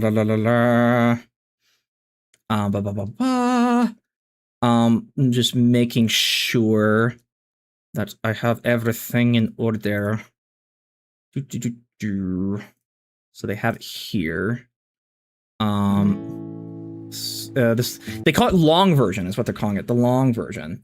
Okay, so for the Kairi section, they just have it in full like black, so they don't show any footage or anything. So I'll just fast forward to that part so we can react to that. Oh, wait, it's going to be in Japanese, though. What am I thinking? The other one is going to be in English, so might as well just watch that one and see what we can hear. Oh, nope, they cut that off. They cut that off. They cut that off. They cut that off. I can pull up my own reaction and see what she says. Hold on. Let me just remind myself what she said. Again, cowards! You show that full design right now! See. Yeah, Sora, wake up. So there wasn't more to it than that. Sora, wake up.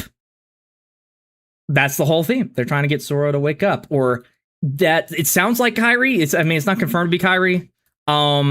You know, they had the girl in the trailer from the direct. They were teasing who she was. And there's a lot of different theories as to what that might be. A lot of people saying it's Ava. That seems to be the most agreed upon thing, that's Ava. That could be her, or it's Kairi. It could be anything. That will be something that will get people teasing for a good while. Okay, in the Japanese cut, it just black screens and release 2027. Okay, so I'm not missing much then. Okay, good. Oh my god. Wow, that gave us a lot more stuff. That gave us a juicy amount of more stuff. It seems like they really focused in on the Disney aspect for the initial trailer that they showed. But this one does show a lot more, a lot more lore stuff. Since they're a little bit more on their home turf with Nomura being there, he could show a little bit more of his own stuff. All right. Whew. What a like past 3 hours this has been. What an amazing 3 hours this has been. We've never been more back. Can I just say real quick that ending of that panel, that was not fair. That was not fair. They did not have to do that, but yet they did. And if you were here when I did that and you saw how I reacted to it, I was basically on the verge of tears, man. They showed up and showed out. And like, again, I feel a special connection to it because, like I've mentioned a few times on this channel, I participated in a project with some of my friends called Kingdom Hearts 2 Revoiced. It is a project where we revoiced the entirety of Kingdom Hearts 2. We did all the voice lines. We replaced all of the dialogue, everything, in our own voices. And we had a lot of fun with it. We had a lot of good times with it. I played Riku during that. I was the voice of Riku for that. And when we got to that scene, I know I had to lock in because that is like the most emotional, great scene for just the whole series. That's the best. That's like the best scene in the whole series, at least in my opinion. And I got to voice that. I got to experience some of the emotions for that and learn how to do it. And so I feel how they feel, how emotional that must be. They never recorded in the same room before. And they gave them the opportunity to do that. I don't think there's anything. They did everything. I thought they weren't going to go out, but they literally did almost everything. New world, new trailer, 2 new trailers technically. Had some great voice acting on the panel. They announced a TV show. They didn't announce a new game, but they gave us everything else but that. And I think this is a massive consolation prize for everything that we've been through over the past couple of years. Like, everything was doom and gloom. Everything was crazy. Like, oh, it's over. It's also over. I kept on pushing through it. It was like, you know, just keep going. Maybe one day. Well, that one day is today. Thank you so much for sticking with me all these years. I know I have done a lot of different things with my content over these years to make things work. And my life is a very different thing now that I have a full-time job. And I have to do things a little bit differently. But I always keep coming back. And there's not really anything that can make me feel happy right now. You guys are the best. You really are. I appreciate every single one of you. Kingdom Hearts is... No other game series can do what that did to me. That is the pinnacle of everything. And that's just part 1 of what they're showing, man. This is just the beginning. And we still got Fortnite stuff tomorrow. But that honestly feels at this point like just so insignificant. Because they brought out the big guns, man. They really did. Sword and Fortnite, yeah, cool. But yeah. Seems insignificant in the grand scheme of things. In the grand scheme of things now, doesn't it? So yeah. I am getting about to the 3-hour mark of this stream. We did a trailer analysis. We had fun. I want to thank you guys all so much for coming in whenever you did. If you came in for a few minutes, the whole thing. I really appreciate all of you. You guys are the best. I will have more stuff to come tomorrow. We have Fortnite stuff happening tomorrow. So we are going to be locking in for that. But for right now, we just need to like really bask in the glory of Kingdom Hearts being back. It's never been more back. Kingdom Hearts 3's marketing cycle never went this hard. Like, they went hard, but they never went this hard, man. This is like craziness. I know a lot of people are really bad. Really want to avoid spoilers, and if you want to do that, sure. This is the time to do it. You gotta dip out of the Kingdom Hearts community now. You gotta dip for another year. It's just you're gonna have to be. But yeah, I really appreciate everything, and this has been one of the funnest live streams I've ever had to do. Just figuring everything out. I love you all so much. This has been lowkeymatt, and I'll see you guys next time. Bye.